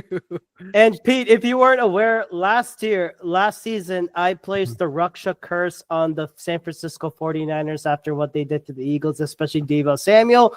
You saw what happened to them in the Super Bowl, and you saw what happened to them right now. This is and I did place a curse on the Washington Commanders just today. So that'll be just a bit of an FYI. And I don't know if I should do this against you right now, but I think, you know what? No, I don't want any curses between the Packers and the Eagles. I want this. I'm just gonna be like, you know, that one meme from Godzilla's Dr. Serizawa saying, "Let them fight." That's what I want. Yep. We'll see. Alrighty. Let's get started with the first game: Chargers versus Texans. Right. What do you guys think? And this game is in Houston, right? In Houston, yeah. It's in Houston. Okay. Yeah. I think the Texans have looked really shoddy over the last few weeks. They have not been the team that we know they can be. Yep. And granted, they have lost guys like Dell and Stephon Diggs, but it's the guys who are healthy, guys like Joe Mixon, who haven't been doing too much to help this offense. And I think that's going to play a crucial factor in it. Whereas the Chargers have been playing really good football lately. Quentin Johnston finally looks like he can catch a ball. You know, the running back play has been good. Justin Herbert's been playing great. The defense has been playing great. I got the Chargers winning this one. Okay. Who I want to win this game is probably the Texans, because it'll be good for D'Amico, coaching wise, and job security wise, because normally black coaches have a short lease and head coaches, at least they don't give them a lot of chances, right? Like we saw Gerard Mayo, right? Yeah, Rooney Rule, man. Then guys like the Giants coach still sticks around after the third year, right? Like after a bad year. So I I kind of want the Texans to win, but I know they're not going to because I think the Chargers are a better team, a better coach team. Jim Harbaugh's bringing his swagger to that. Like, you see Justin Herbert kind of playing a little bit like Colin Kaepernick, like the way he used to play, right? Oh, Like Herbert, back in 2011, 2012. And with this, definitely with the quarterback runs and whatnot. They have enough of a receiving talent with Lad McConkey and Quentin Johnson now catching passes and whatnot, right? And running back, what's his name? J.J. Dobbins. J.K. Dobbins, J.K. yeah. Dobbins. Yeah, Having him J.K. back Dobbins. is huge. Yeah. Right. He's a pretty good back. So and their defense is playing really well as too. I think because I think they're one of the best teams at stopping the run. Yeah. Like I know the Packers are good at stopping the run, but I think the Chargers are like they're better at stopping the run, right? Like it's one of the best teams at stopping the run. So if they can stop the run, you only got to worry about Nico Collins, and I think if you can rattle CJ Stroud, I'm kind of disappointed on CJ Stroud. I really thought they would be in the AFC Championship this year, but he's taking a step back. So I'm going with the Chargers. Yeah. No. Yeah. Sorry. Continue. No, I'm good. Yeah. All right. Yeah. For me, I'll make it quick. Chargers over Texans. Texans, their wide receiver room is below mid. Their offensive line is mid. And CJ Stroud is in the sophomore slump. Let's get that out of the way. And the defense can only do so much. Chargers, they're healthy and firing in all cylinders at the right moment. J.K. Dobbins being back helps this offense a lot. Hell, Quentin Johnson discovered he has hands. 2 hands that can catch a ball. And he had like 13 or 15 receptions the last week or something like that. He's like the second cut. I mean, it's shocking. But all jokes aside, Chargers are clicking at the right moment. They you know what? They boat race the Texans. And I have a score prediction, 30-10. It's not even gonna be close. Wow. Okay. I'm kind of the opposite. I think it's gonna be a close game, and I think that I still think the Chargers win, but I think that the Texans defense is going to keep it close. Because the Texans, whether you guys want to believe it or not, have 3 of their 5 secondary players in the top 10 in terms of completion percentage, including the safety with the lowest completion percentage. That's Kalen Bullock, rookie. He has 43.4% completion percentage allowed or something like that. So definitely I think it's going to be close, but I think it's going to be low scoring because both defenses are going to find ways to stop the opposing offenses. I think with Herbert, they do run the ball well, but I'm sure DeMeco Ryans is going to find a way to stop some of the stretch plays that they run. Right, especially out of multiple tight end personnels. So I think it's going to be a close game, but I think Chargers eke out a victory 17-14. I think it's going to be one of those games. I don't really see this going into a shootout. I can see that. Yeah. All right, next up, Ravens Steelers. I don't think this is even a competition at this point. Think we can just skip this? That's going to be 40-17. Yeah, this is the one that's going to be 30-10. I think we're going to be seeing tonight on Where's My Liquor, tonight on Days of Our Steelers, quoting Urinating Tree. It's over. Steelers are not going to go to the Super Bowl. Just wrap it up, folks. Start Justin Fields over Russell Wilson, you cowards. Over under George Pickens 3.5 fights. Over. Mhm. Yeah, over. Slamming that over button. Oh my! Easiest bet of my life. Whoa! Over. This is why we have NFL Masala. Oh my god. Whoa! Yes, sir. 2 of them are going to be with his own fan base, that's for sure. Yeah. The Mets are family, by God. Alrighty. I think we can say pretty much the same with the next one, though. I will. Now hold on. Now Okay. Mhm. Okay. Hold on now. Whoa. Okay. Okay. this is my big upset for the Whoa. playoffs in general. Josh Allen's Wow. playing out of his mind. The Bills have been playing out of their minds, no doubt about that. But I believe in Bo Nix. I think this game's going to be tight, but I think Denver's going to shock the world, and I think they're going to go into Buffalo and take it. You believe? I Oh believe. my God, we got a believer. Yeah. Just for that. I'm with John on this one. I think Whoa! Denver wins this game. It's not just Bo Nix, it's the defense that they have. They're pretty decent at stopping the run also, and Buffalo Bills likes to run the ball, and Josh Allen spreads it around. So if you can stop the run, and they have decent receivers and whatnot, but I think Denver has a chance to win this game. Buffalo is the better team, and Denver has nothing to lose right now. They're they're happy they got in the playoffs, but this is when you play with house money, right? And Sean Payton's a pretty good coach, man. So they got a good shot to upset the Bills. They're like the last year's Packers. Right. Pretty much, yeah. Yep. All right, Rakshak, you have some breaking news. Yup. You're gonna hate this, but the Ohio State Buckeyes have beaten the University of Texas at Austin Longhorns 28-14 in the Cotton Bowl in the college football semifinal at the Cotton Bowl Classic. They will be facing the University of Notre Dame Fighting Irish for the college football championship. Ohio State versus Notre Dame. Go Irish. Go Irish. But with this being said, it's gonna be a close game. But at the last minute, Bo Nix is gonna turn into Mo Picks, unfortunately, because Josh Allen can finish games. He can start games. He can finish games, and I don't know the Broncos can stop him. I just don't. And plus, with Amari Cooper and Keon Coleman playing out of their minds, I see the Bills winning this game. Okay.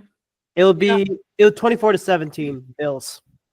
Yeah, I mean, I see the Bills winning this game as well, and I think it's because they control the ball well. Because the Bills, I think, are the first team to score 30 passing touchdowns and 30 rushing touchdowns in a NFL season.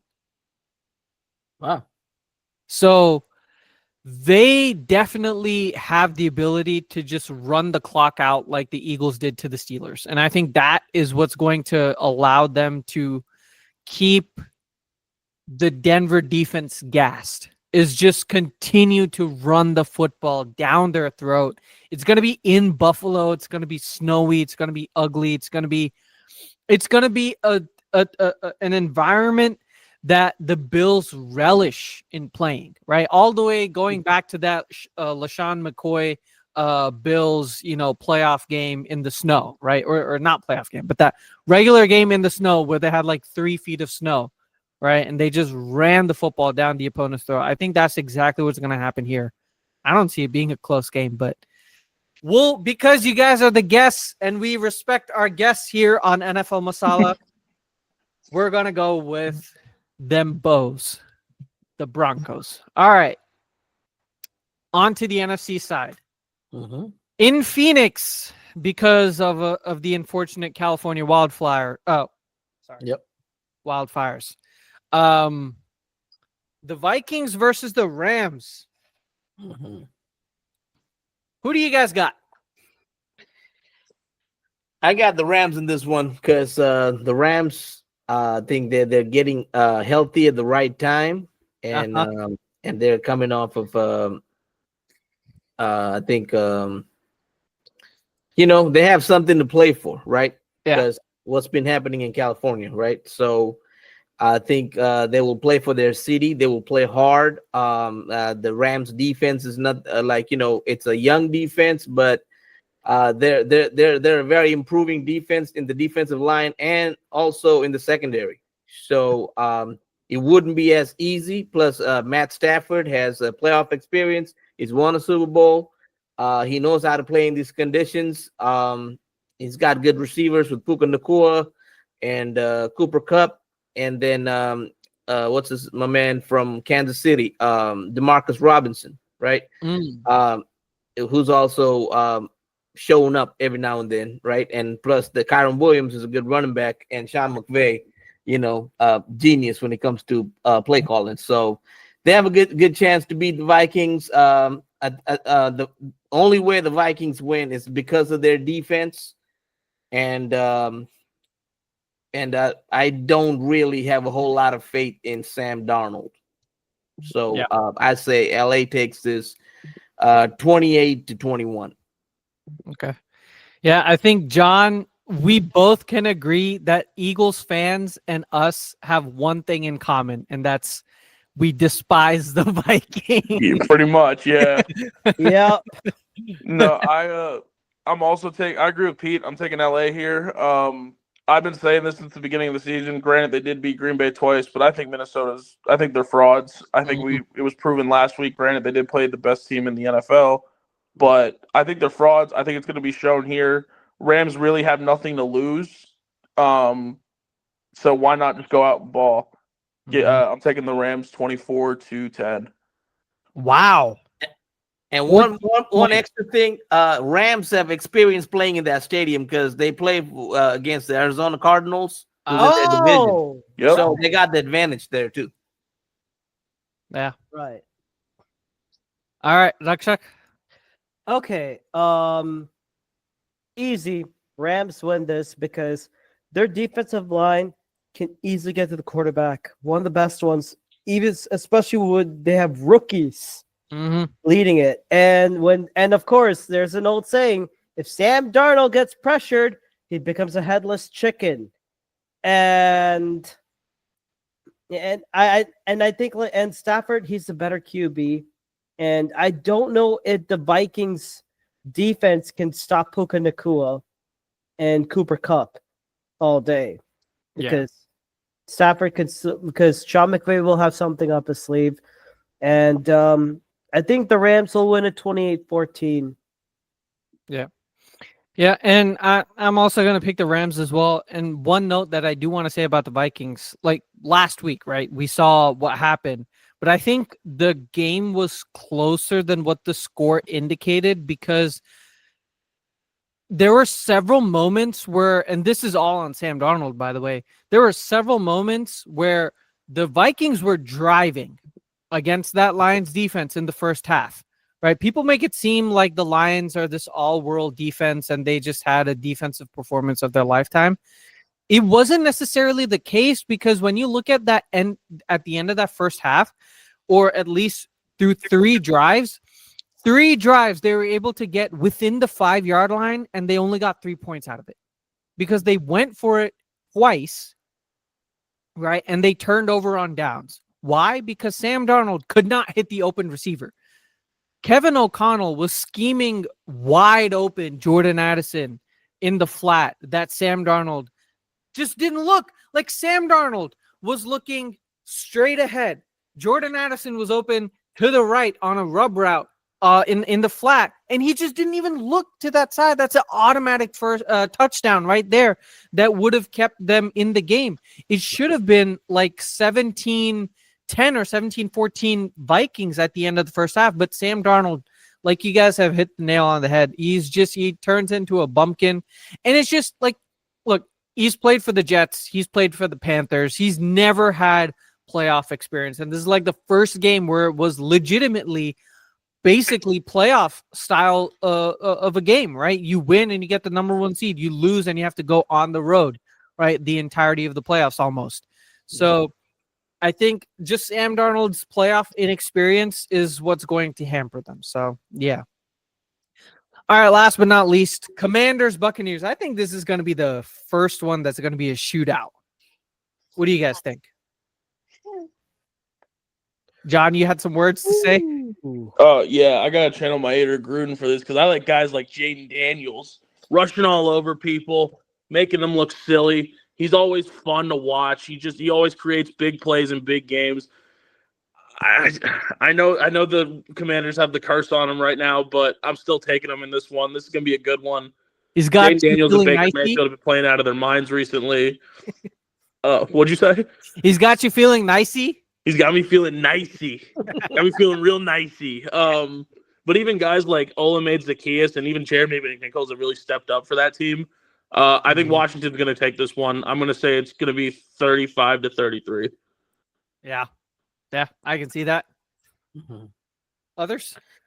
Yes, I'm going with the Commanders as well. I see them pulling off the upset, and Jaden Daniels making a play in the end. I want to say like 28-25. Commanders, Olamide Zacchaeus gets a touchdown. Zach Ertz gets a touchdown, and then what's their main receiver? Scary Terry. Scary Terry gets a touchdown. So I think they go to the next round to play the Lions. Right? That's how it worked, right? Yeah. They would be because if you guys were to win, then they would be the ones to face the Lions, and you guys would get the Rams potentially.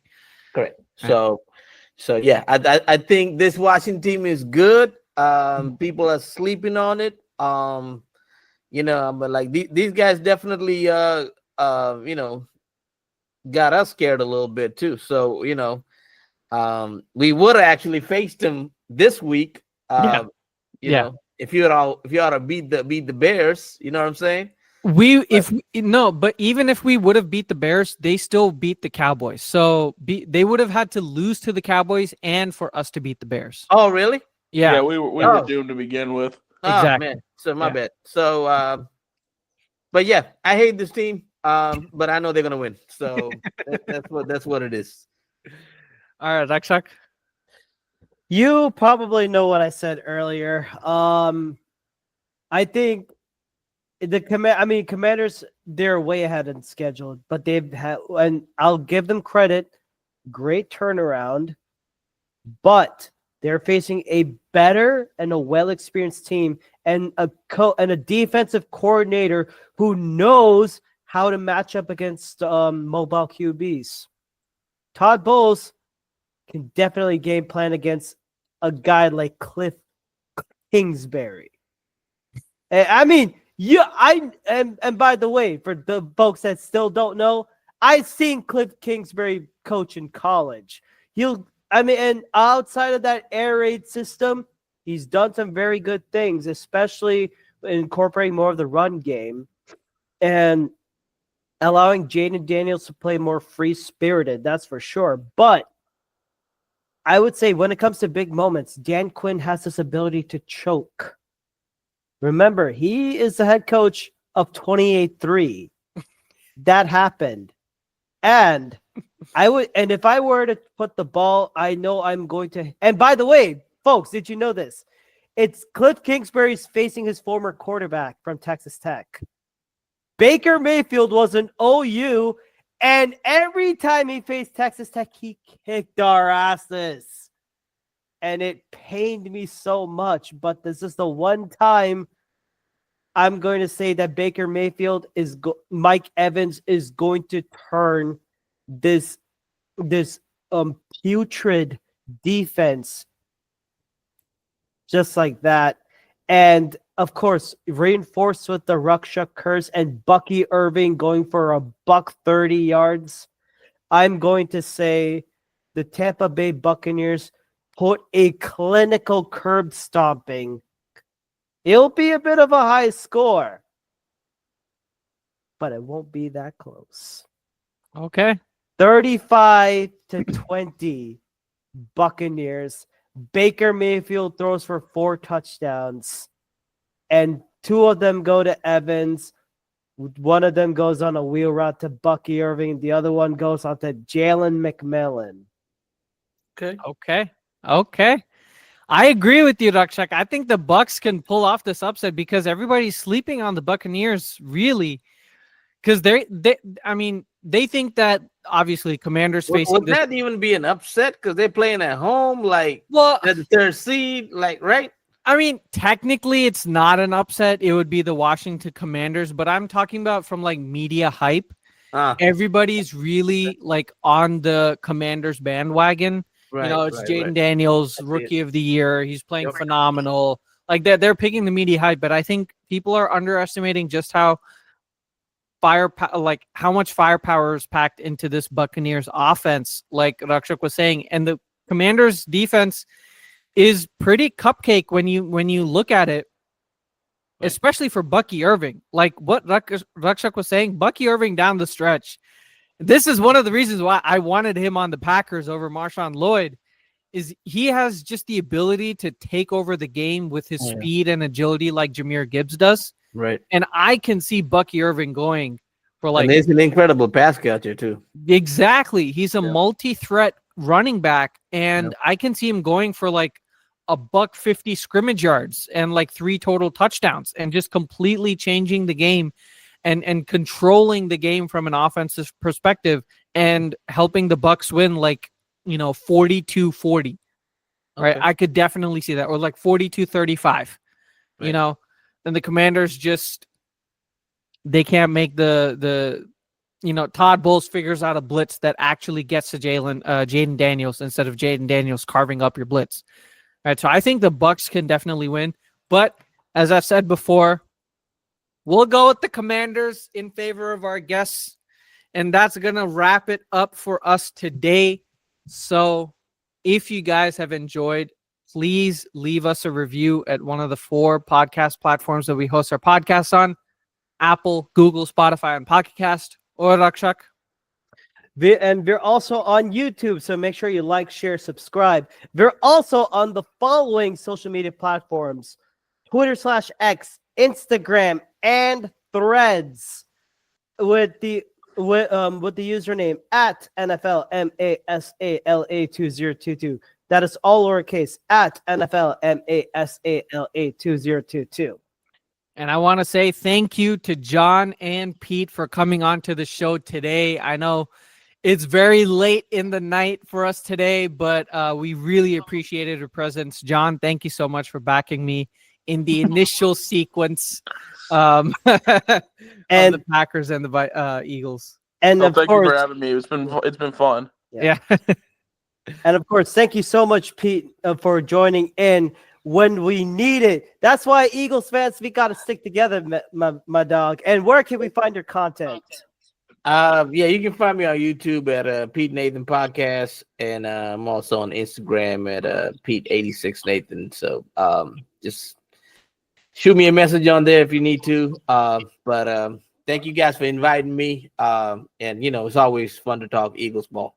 Mm-hmm. Alrighty, we're gonna hit you guys with our signature outro.